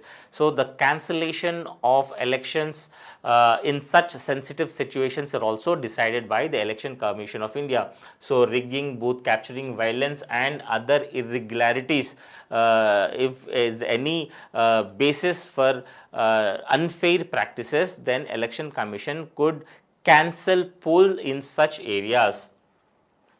When we say staff, as we know, Election Commission do not have their own staff. They would take staff from all the departments in the state. So in the state, the governor is the highest executive authority. So Election Commission of India would ask the governor to provide with such staff necessary for the conduction of elections in a free, fair and transparent manner. So Election Commission of India requests the governor regarding the staff necessary for conducting elections. And EC also supervise the machinery of the elections in conducting of free and fair elections. They also ask the other departmental heads like Defense Ministry or President to provide with such military personnel for the conduction of elections in sensitive areas. As we know, there are certain areas in northeast region where we have a lot of insurgency or Maoist dominated areas or sensitive areas where we may anticipate communal violence. So in such areas we need to deploy armed forces. So the Election Commission of India could also recommend or ask President or other dignitaries for helping with such staff. So this we've discussed to advise the president on the elections, in such states where there is president's rule, because in president's rule the entire machinery, the entire state machinery is under suspension. There is no representation. So such states where the state is under president rule and there is a need to conduct elections, on that matters the Election Commission of India advises the president on how to go with the process of the elections. And to register political parties, new political parties are registered by the Election Commission of India. The Election Commission of India also looks into the matters of the organization, how democratically, internal democracy the political party generally follows. So it also looks into the matters of internal democracy of the political parties, on whose name the political parties are being established, what are the symbols given to such parties, what are the ideologies of such parties. So all these matters which are very sensitive in democracy are to be decided by the Election Commission of India. And we have a lot of controversy also the Election Commission of India is facing. As we know, we had a ballot system, but due to huge population and many states will go to electoral process every year. So we have a EVM system, we have a electronic voting machine which is electronic device which is used to cast votes. So it has also come under scrutiny from various quarters of the sections, because many political parties which generally the political parties which lose elections will have allegations on the functioning of the EVMs. So EVMs also have controversy. After this EVM controversy, we have gone to VVPAT system. In VVPAT system, we have verifiable voter system, where if you press a button, we will be getting the token to which political party the vote has been cast. Even there is a allegations on these systems. So there are a lot of challenges in front of the Election Commission of India, and it's a huge task to conduct elections elections to such a huge country.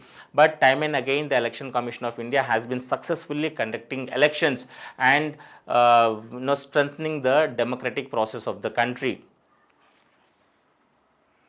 So, there are many reports also when we say many committees have been formed by the government of India on looking into the matters of the challenges of Election Commission of India. Even in second ARC, second Administrative Reform Commission also, there were many recommendations given how to conduct the elections, what are the process of the elections. So, even we see that there is a talk of conducting one election to the entire country at one time, because every now and then we have elections that is generally hampering the development process of the country, because we know before elections there have to be a code of conduct, and in code of conduct the government cannot announce new policies, new programs, and it would take a lot of time for the conduction of the election machinery, and it also needs a lot of material resources, lot of human resources, and lot of money is to be consumed by such electoral process. So there is a lot of wastage of money. So we have a general plan of conducting single elections for all the states and at the parliament level at one time. So it may be feasible or may not be feasible, but that is depending upon the level of maturity shown by all the political parties, because it is not in a democratic country, in a federal polity what we have, it has to be a consensus developed among all the political parties, among intelligentsia, among employees, among students. So all these factors has to be taken into the consideration when we have any process of shifting from the election process we follow today to one election to one nation. So there are many challenges to be faced by Election Commission of India, and Election Commission of India also been dealing with all these processes time and again, and the credibility of conducting free and fair elections has been upheld by the Election Commission of India. So we hope for strengthening the Election Commission of India, and the functions of Election Commission of India shows the credibility of how vibrant democracy, various constitutional bodies, non-constitutional bodies, statutory bodies, regulatory bodies, and what are the difference between constitutional bodies, statutory and regulatory bodies. So we know we have an administrative structure. We have three main organs of the government. As we know, those three organs are the legislature, the executive, and the judiciary. So all these three organs of the government will function independently. Though they are integrated, but they function independently without any interference among each other. So we also have certain constitutional offices which helps in delivery of services or running of the administrative machinery. We call this as the governance. So in the process of democracy, in the process of governance, we should have many such agencies which function their responsibilities, which do the duties within their domain.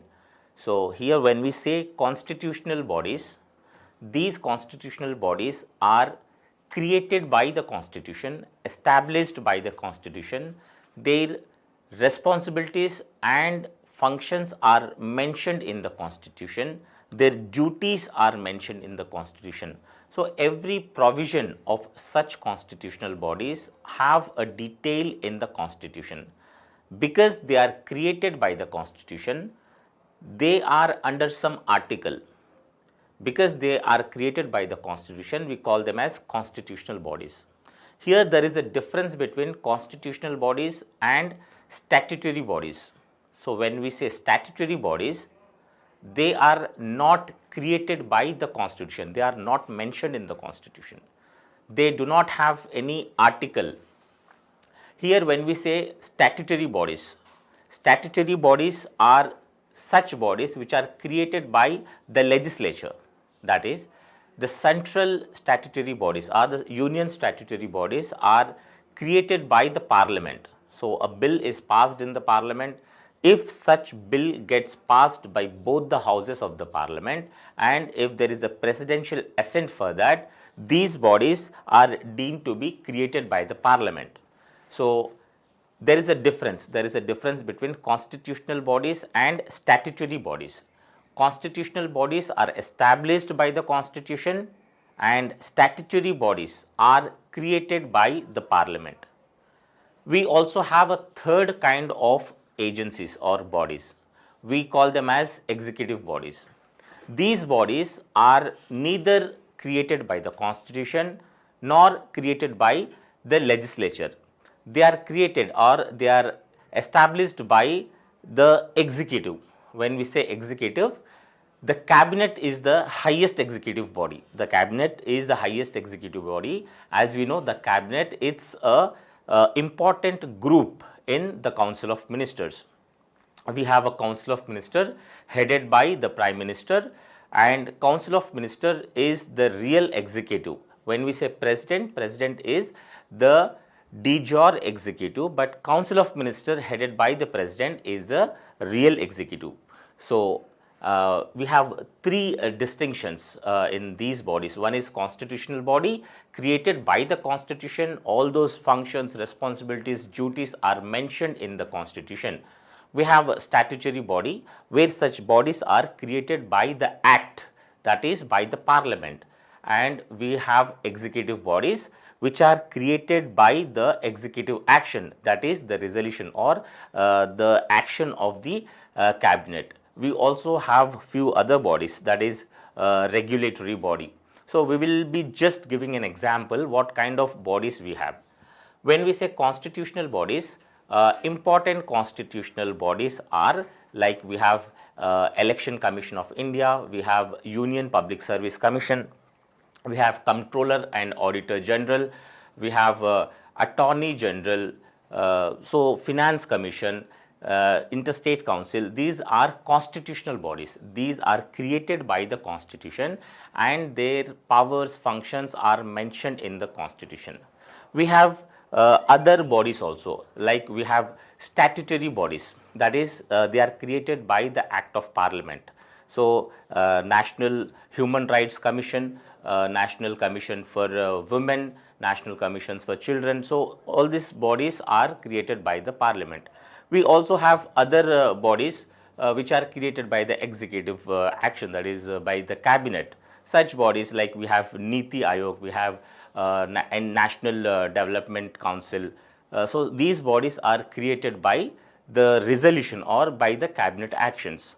So just let's get into the details. What are the constitutional bodies?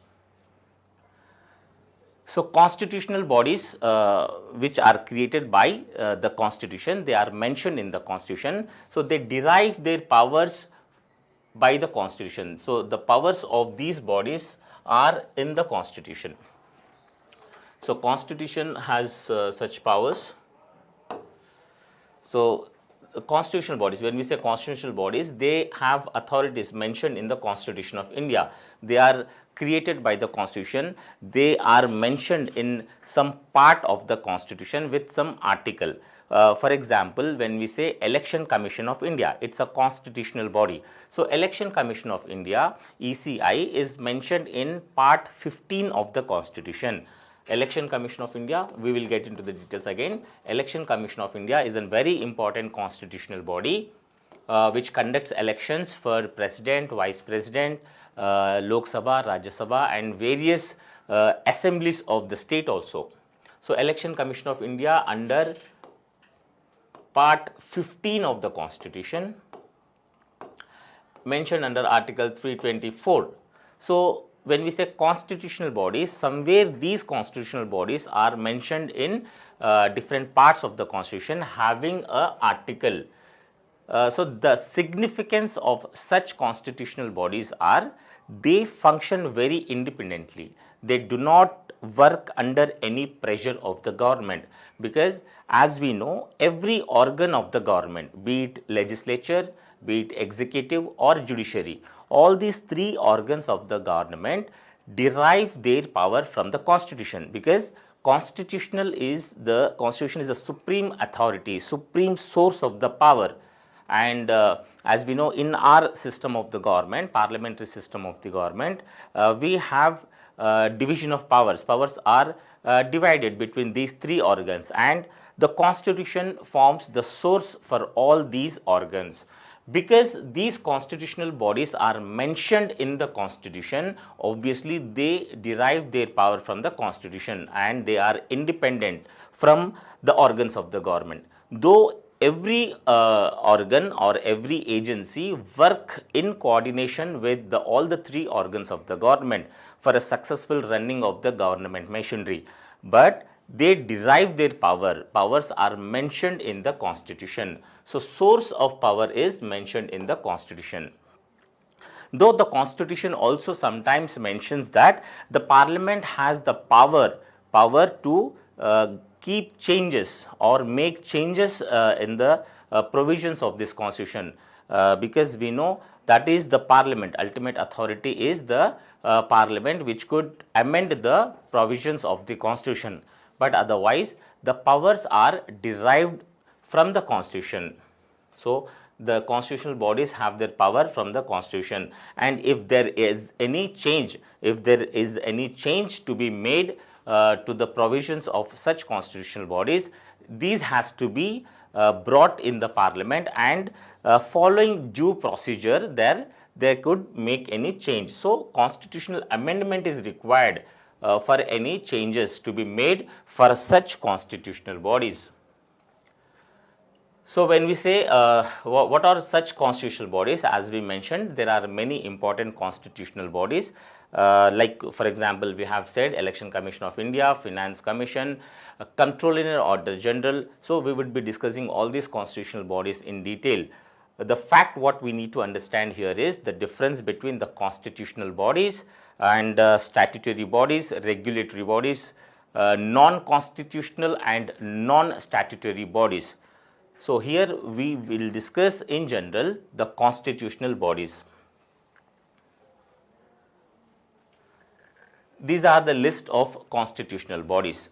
So important constitutional bodies, we say Election Commission of India. Election Commission of India. We say Election Commission of India because we also have state election commissions. Every state has state election commission, and one thing we need to make it clear here is state election commissions will conduct election only for local governments, that is both for panchayats and municipalities. This Election Commission of India will conduct elections for parliament. So at union level, state union election commission, we call it as Election Commission of India.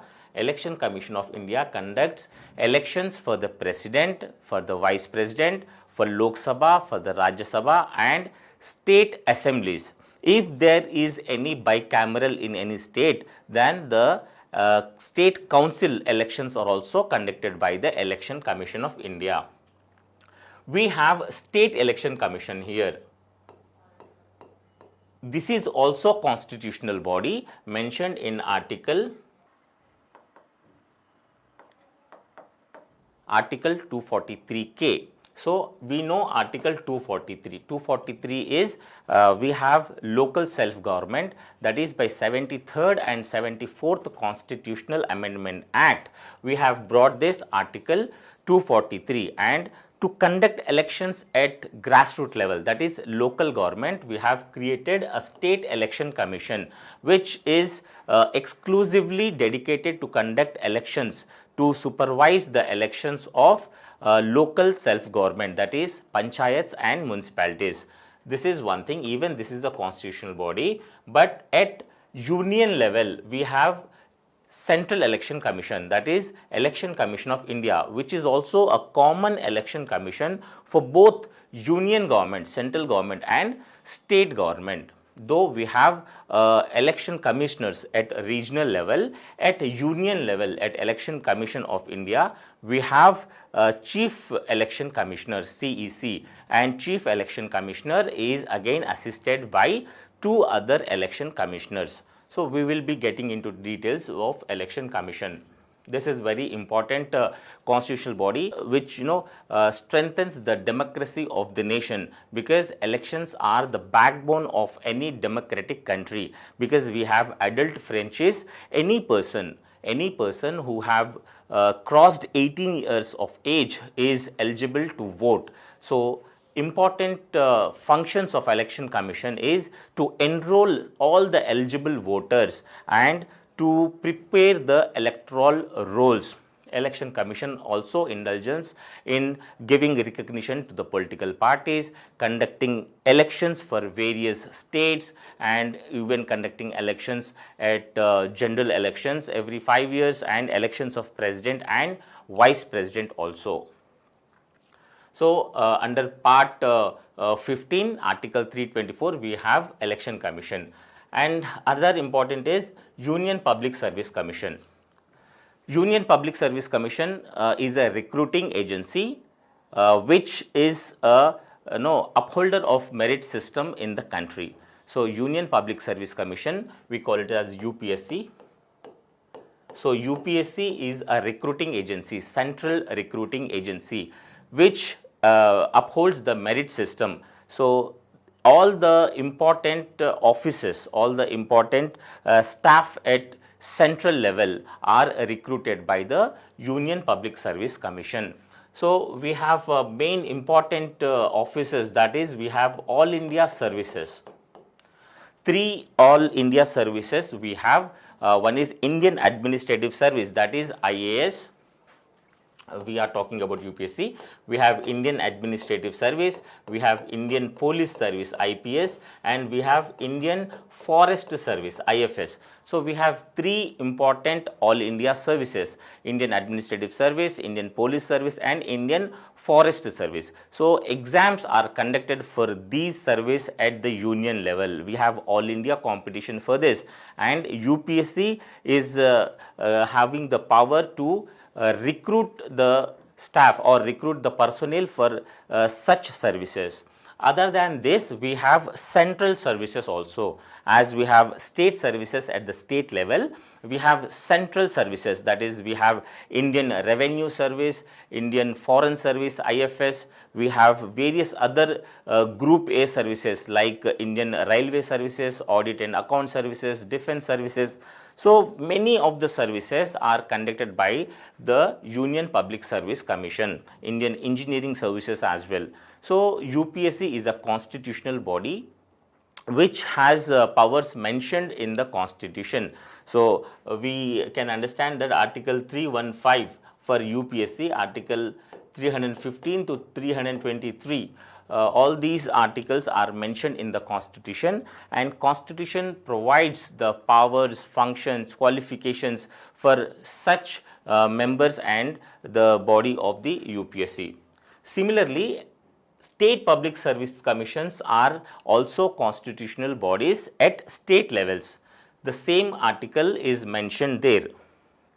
So, we have this in part 14. Under part 14, we have services to both union and state level. So, even state public service commissions are established in all states, because the recruiting agency at state level is coordinated or recruited by the State Public Service Commission.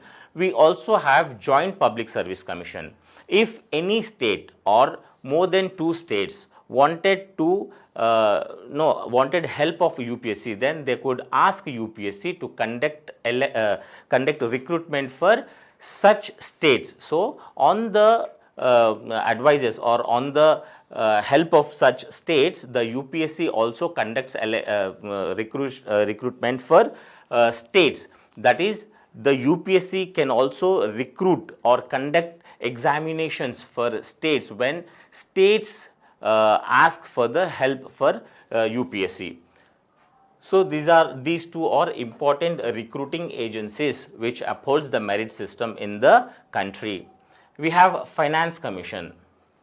So Finance Commission deals with all the finances at the national and state levels also. So Finance Commission is mentioned under Article 280.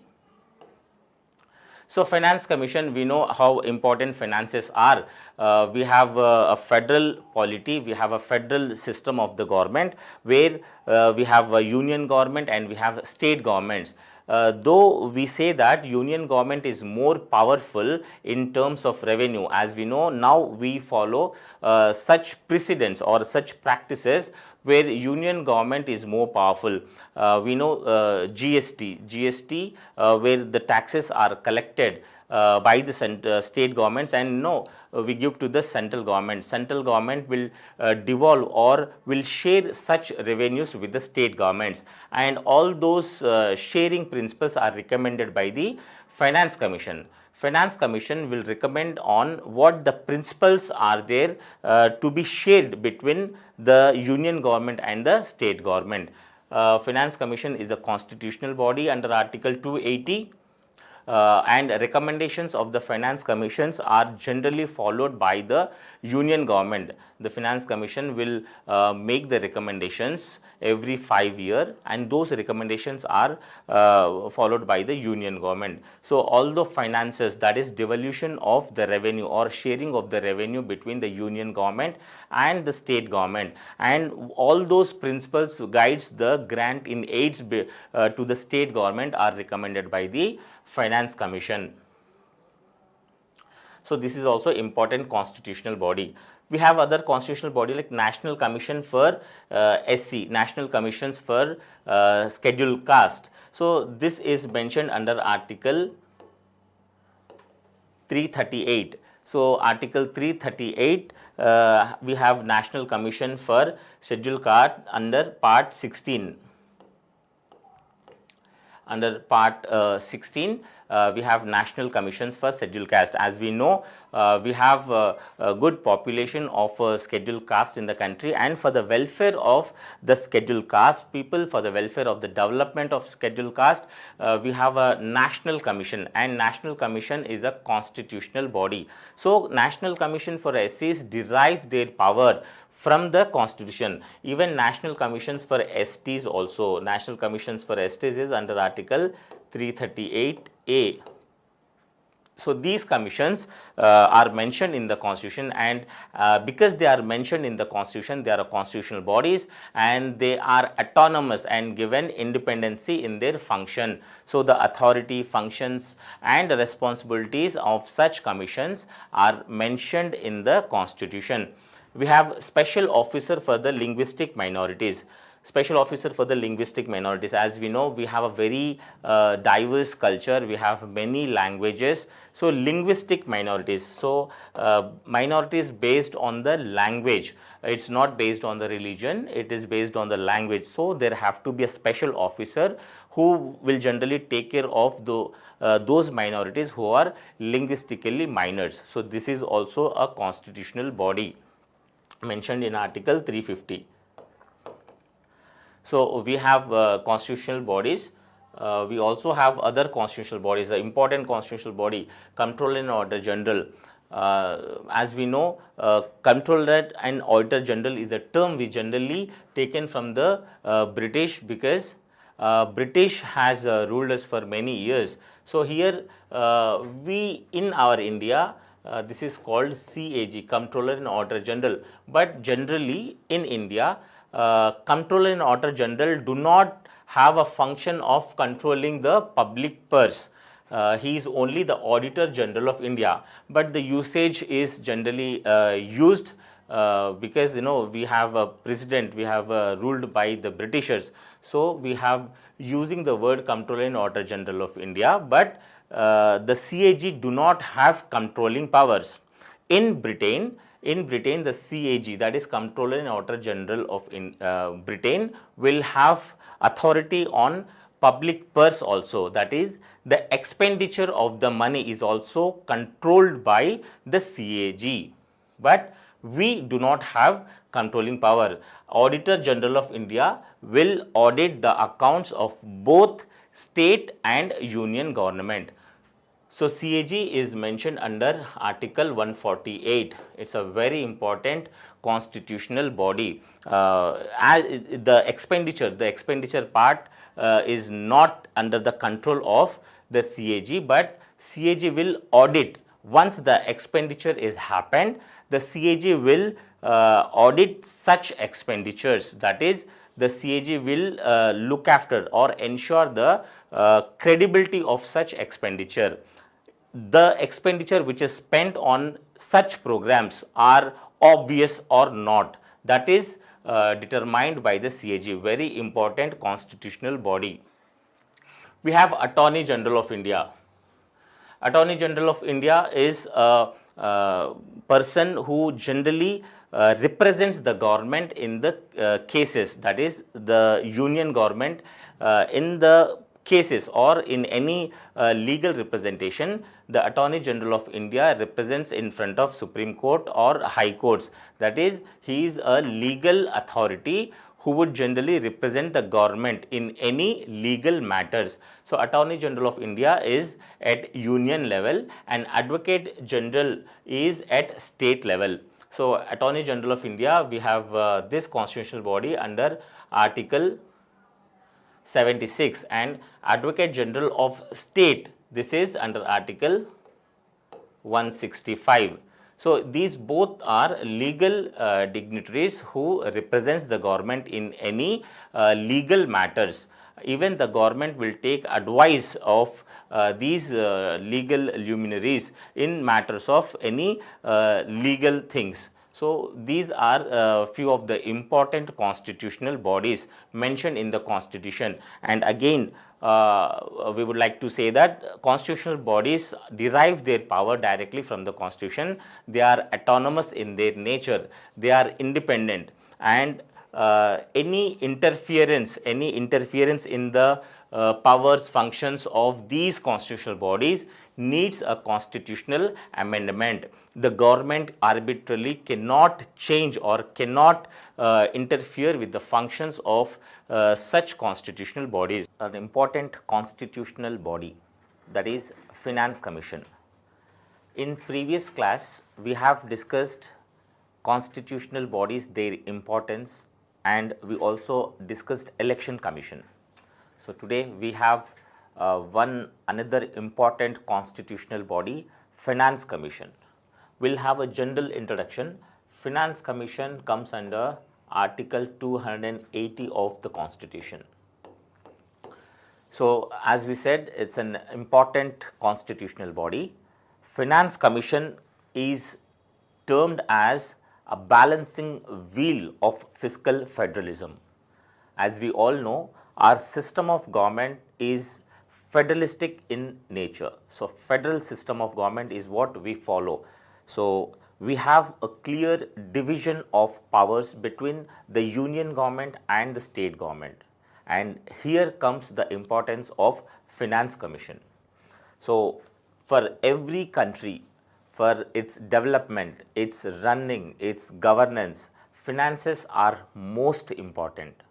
So for any welfare scheme, for development scheme, and for prudent and strong finance, we need a strong commission or a strong machinery which could recommend on the strengthening of finances of the country. So here when we say federal system, here the states have their autonomous power in raising revenue, and union government has its own power, that is autonomous power in raising revenue. But as we all know, our Indian system is not pure federal form of government.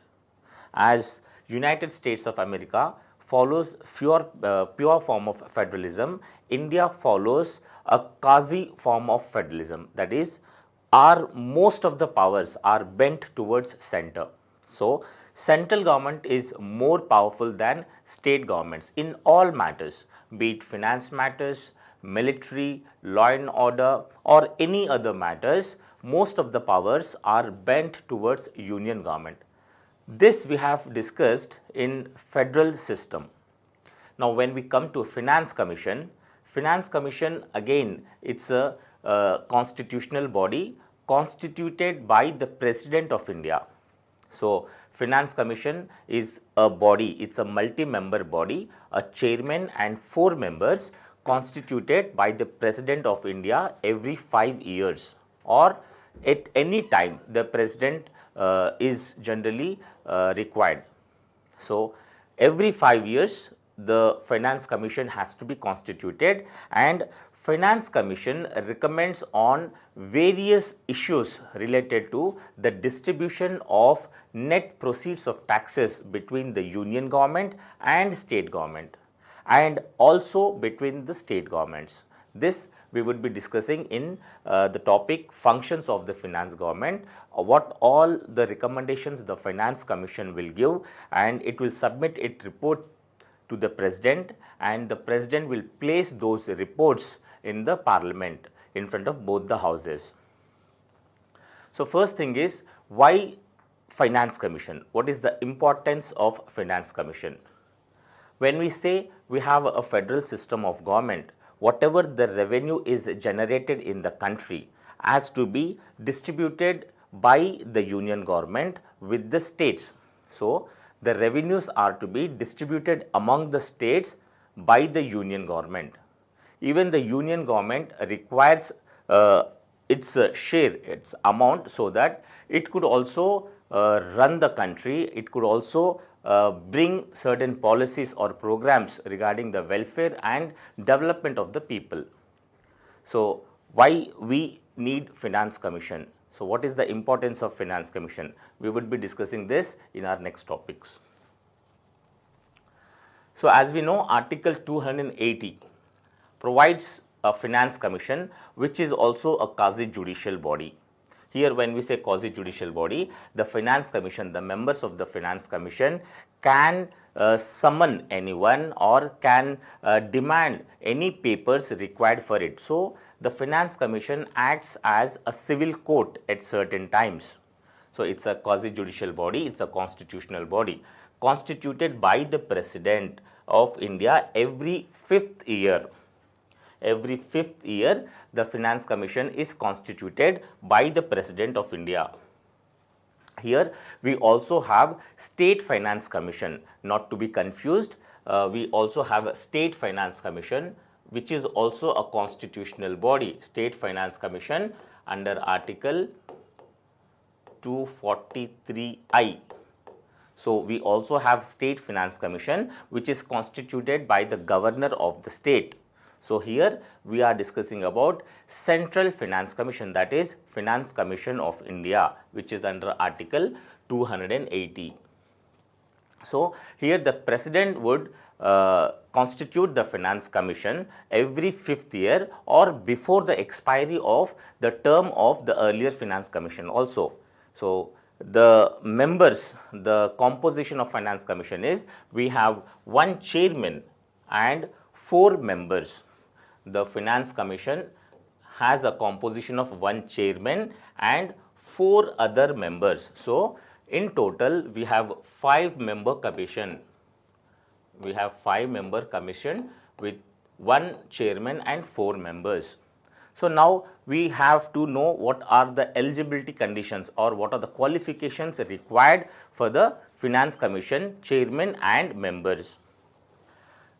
So, they have term, Finance Commission has a term of 5 years. Earlier also, the President could constitute a new Finance Commission. So, they hold office for the period specified by the President of India. They are also eligible for reappointment. This may be a probable question in the exam. Exam lo idi oka question avavachu.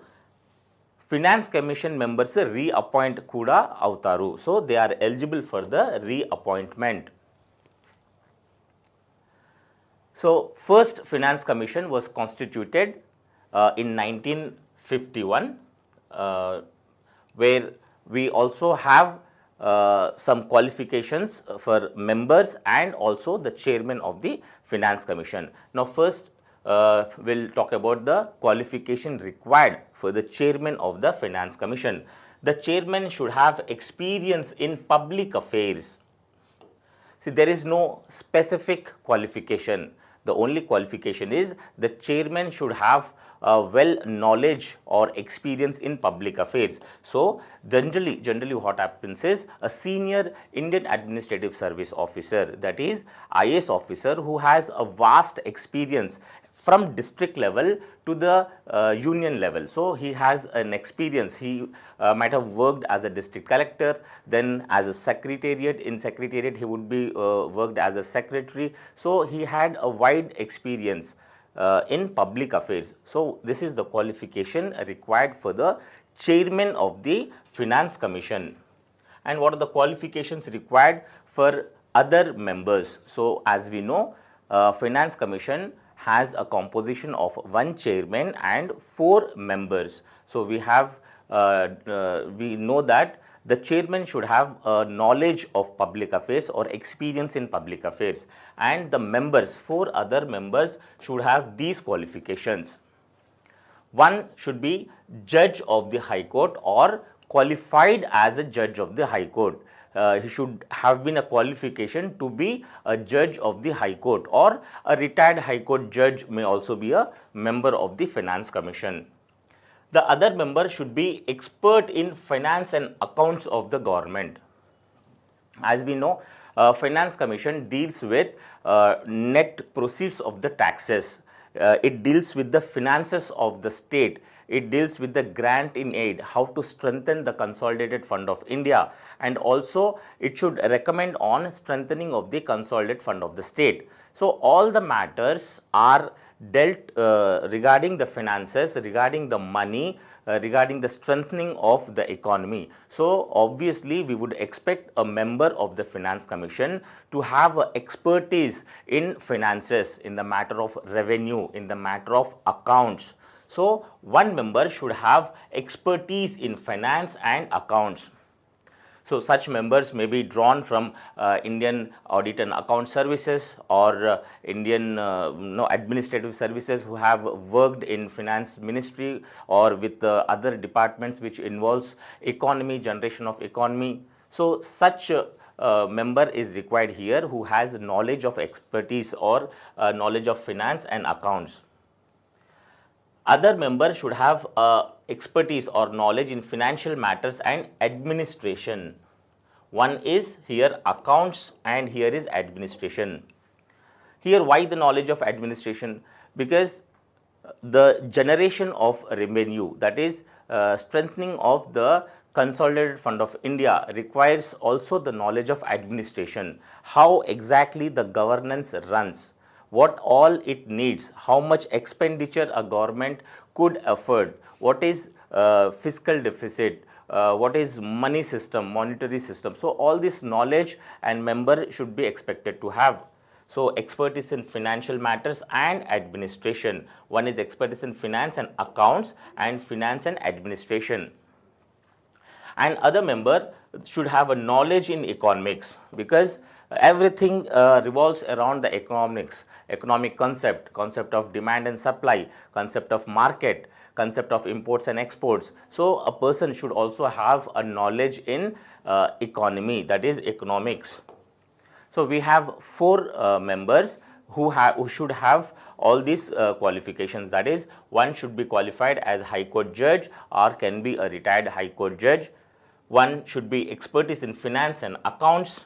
One should be expertise in financial matters and administration, and one should have a expert knowledge of economics. So, these are the qualifications required for the members and chairman of the Finance Commission.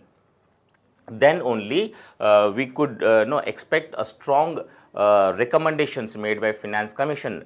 Generally, the recommendations made by the Finance Commission are accepted by the government because they have expert knowledge. They will continuously study the economy of the country. So, such recommendations would generally implemented by the government. Otherwise, it is not mandatory. The recommendations are advisory in nature. The president or the parliament may or may not take this recommendations of the Finance Commission, because Finance Commission is a constitutional body and the recommendations are made by the experts. Generally, the government almost implements the recommendations of the Finance Commission. So, on what matters the Finance Commission will recommend? So, when we say India is a quasi-federal system of polity, we know union government has more power when compared to state governments. So, the union government has more power in collection of the revenues, though state government also be a part in collection of the revenues, but most of the revenues are given or taken by the union government. Once the union government gets all the revenues through various things, like we have taxable revenues, like revenues collected by taxation, revenues collected by the fee, penalties, interest. So, all these things are taken by the union government. So, once the union government collects all the revenues, it will decide on how the principles are made. It will formulate on the policies or principles that how much money should be distributed among the states, or how much money should be distributed through grant in aid from Consolidated Fund of India. So, all these things are recommended by the Finance Commission. So, main thing is net proceeds. Net proceeds is the net amount or the net revenue brought by the union government, or the union government which collects the net revenue, that is all those revenues taken minus the charges or the fees collected or the expenditure which has made during the collection of such taxes. So, these net proceeds of the taxes should be shared between the union and the states, and also among the states. So, we know what are the principles needed, what amount should be shared between the states and between the union and the states. So, net proceeds of the taxes should be between center states, and the allocation among the states, that is between the states. That is one recommendation made by the Finance Commission, how much revenue should be allocated to the states. Second is the recommendation regarding grant in aid made by the union government to the states from the Consolidated Fund of India. So, how much grants should be given to the states? Now, when we discuss 15th Finance Commission, we would be discussing various parameters, on what parameters the union government will distribute the grants or revenue among the states. So, one is net proceeds of the taxes and one is grant in aid out of the Consolidated Fund of India. And the other recommendations which the Finance Commission has to be made on the topic is Consolidated Fund of the State. Here when we say Consolidated Fund of the State, this is the state government's domain, and the Consolidated Fund of the State is operated within the state government. And we also have State Finance Commission constituted by the governor, but here the Central Finance Commission will also make recommendations on how to strengthen the Consolidated Fund of the State, so that the state would give finances to the local governments, or the state will devolve finances to the local governments. Here when we say local governments, it is both panchayats and municipalities. So, the Central Finance Commission will also recommend on the prudent or the strengthening of the state consolidated fund, that is Consolidated Fund of the state government. And other thing is, the President will decide on what matters the Finance Commission should also make recommendations. So, here the President will decide, or the President will put forward certain things in front of the Finance Commission to also make recommendation on such matters. So, one is, first recommendation will be generally on net proceeds of taxation and how this net proceeds should be devolved among the states, between the union and the states. And the next is we have principles governing the grant in aids from the Consolidated Fund of India to the states, and third is how to strengthen the Consolidated Fund of the state, and also on such matters the President is interested. So, these are the things on which the Finance Commission will give a recommendation. Earlier we had also Finance Commission will give recommendations on these things on Bihar, Orissa, West Bengal states regarding jute. Now we do not have this. Okay. So, here erstwhile Planning Commission, before Niti Aayog was there was a lot of controversial things happened between the Planning Commission and the Finance Commission. Now we do not have a Planning Commission, we have replaced the Planning Commission by Niti Aayog. But earlier there was a conflict between the functioning of Finance Commission and Planning Commission. We would be just knowing few things, because Planning Commission was not a constitutional body. Planning Commission was not a constitutional body, but because the Planning Commission was chaired by the Prime Minister of India, even now the Niti Aayog is also chaired by the Prime Minister of India, which is also not a constitutional body. But generally what happens is, when the Prime Minister is chairman of such a body, that body becomes most powerful. So, here there was a lot of conflict between the recommendations of the Planning Commission and the Finance Commission. Even the Planning Commission which also plans, which prepares annual plans for entire country, have at certain times override the recommendations of the Finance Commission, which was a constitutional body, which is also a constitutional body. So, our Finance Commission says that Finance Commission is a balancing wheel of fiscal federalism. So, balancing wheel, when we say balancing wheel, we have union government and many state governments, and the union government should play as a big brother's role. So, this role it sometimes has been overdosed, that is the autonomous role of the state government has been undermined. So, the recommendations of the Planning Commission at sometimes have overridden the recommendations of the Finance Commission. But here Finance Commission is a constitutional body and it is a balancing wheel of Indian federalism, and this center state fiscal relation is maintained by the Finance Commission. But here when the Planning Commission became more powerful, some of the powers of Finance Commission has been reduced. But now the things have changed once we have replaced the Planning Commission with Niti Aayog. Now again Finance Commission has become a significant body to protect the federal structure of the country.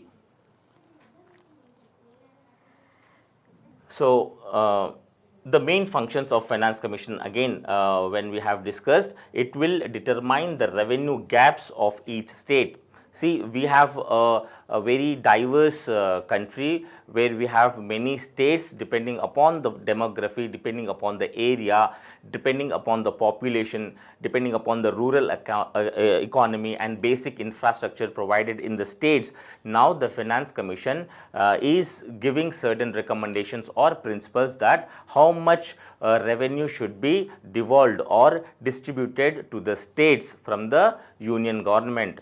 So, we have these things. So, now we will be discussing what the 15th Finance Commission is. The present Finance Commission, 15th Finance Commission is headed by N.K. Singh. So, Nand Kishore Singh is the chairman of the 15th Finance Commission, and we know N.K. Singh is the chairman of the 15th Finance Commission. It has constituted from 2021-22 to, again we have a term of 5 years. So the 15th Finance Commission what we have today is chaired by Nand Kishore Singh, and we have 4 other members also. The 4 other members, one chairman and 4 other members. We have Alok Narayan Jha, we have Ashok Lahiri, we have Ramesh, and the secretary here we have is Arvind. Arvind Singh is the secretary.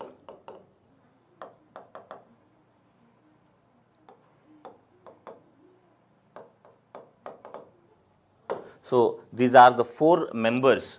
We have N.K. Singh as the chairman of the 15th Finance Commission. We have Alok Jha, Ashok Lahiri, Ramesh, and Anup Singh as the members of the 15th Finance Commission. And the secretary is Arvind Singh, who is a senior IAS officer. So the Finance Commission today, that is 15th Finance Commission, has recommended that we have 41% should be the percentage which should be devolved among the states. The 14th Finance Commission, earlier Finance Commission, has recommended 42%. We have 2 types of devolution. One is vertical devolution and one is horizontal devolution.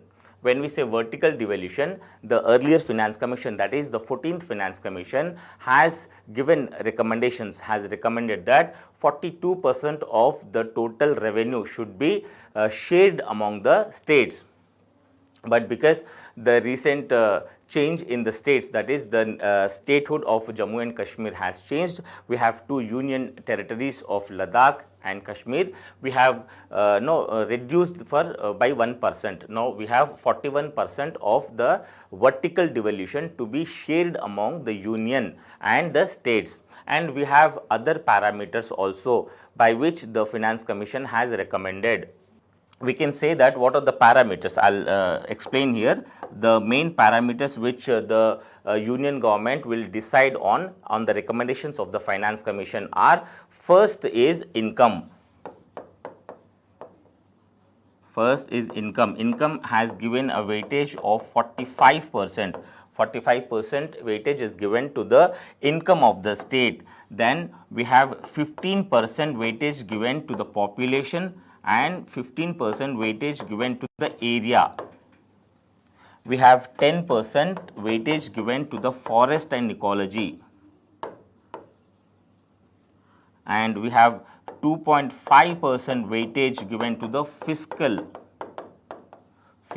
performance of the states. So on these 4 parameters, the 15th Finance Commission has recommended the devolution of finances by the union to the states. So one is major significance has given to the income of the states. So more the state has generating income, the more would be the finances the states would get. So the income has given 45% weightage. This is the weightage we are saying. So income is for 45%, 15% weightage is given to the population of the state, 15% weightage is given to the area of the state, and 10% to the forest.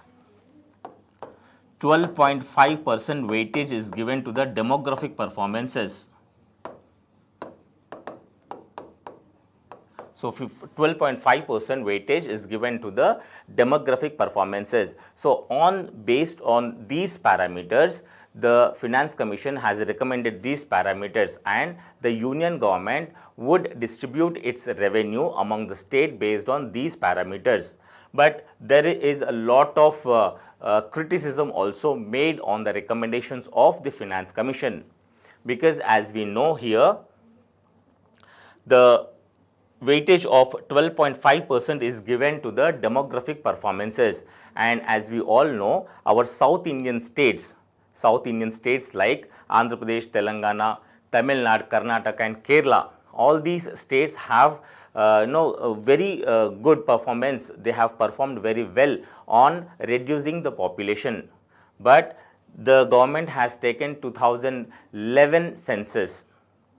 Because 2011 census, we have made very good performance on the demography of the state, demography, that is controlling the population. Definitely these South Indian states which have performed well would be getting lesser revenue, and the state with more population, more popular states like UP, like Madhya Pradesh, Bihar, Orissa, Rajasthan, all these states, though they have not performed well on demographic parameters, they would be getting more revenue. So this is the criticism what the Finance Commission and the Government of India is facing. And when we say the income, the performance of the income, the states which perform well will have a weightage of 45% in getting the revenue from the union government. So this is the parameter where the 15th Finance Commission has recommended. Just to have a revision, we have weightage of 45% on based on income. We have 15% weightage given to the population of the state. We have 15% weightage given to the area. That is, the larger the area, the more money a state government is required. We have given 12.5% weightage to the demographic performances, that is controlling of the population. And we have given 10% weightage to the forest and ecology. The state which does well on reforestation or protecting of the forest, those states would be given more revenue. And we have 2.5% on fiscal policies of the states. So when there is a lesser gap between the revenue and expenditure, such states will also get more revenue. So on these parameters, which has recommended by the 15th Finance Commission, the union government will devolve or share the revenues between the union government and the states, and also among the states based on these parameters. So this makes Finance Commission very important in the federal system of the country, where all the states should have a equal development. Here why we take all these parameters is there have to be a lesser gap between the states and their development. The more the gap we find, there will be a lot of demand for the states, or the inequality between the development of the states lead to imbalanced nature of the growth, which is not good for a democratic country like India. So the Finance Commission is very important, and the recommendations of the Finance Commission are also important, which can be expected in exams. Thank you for watching this video.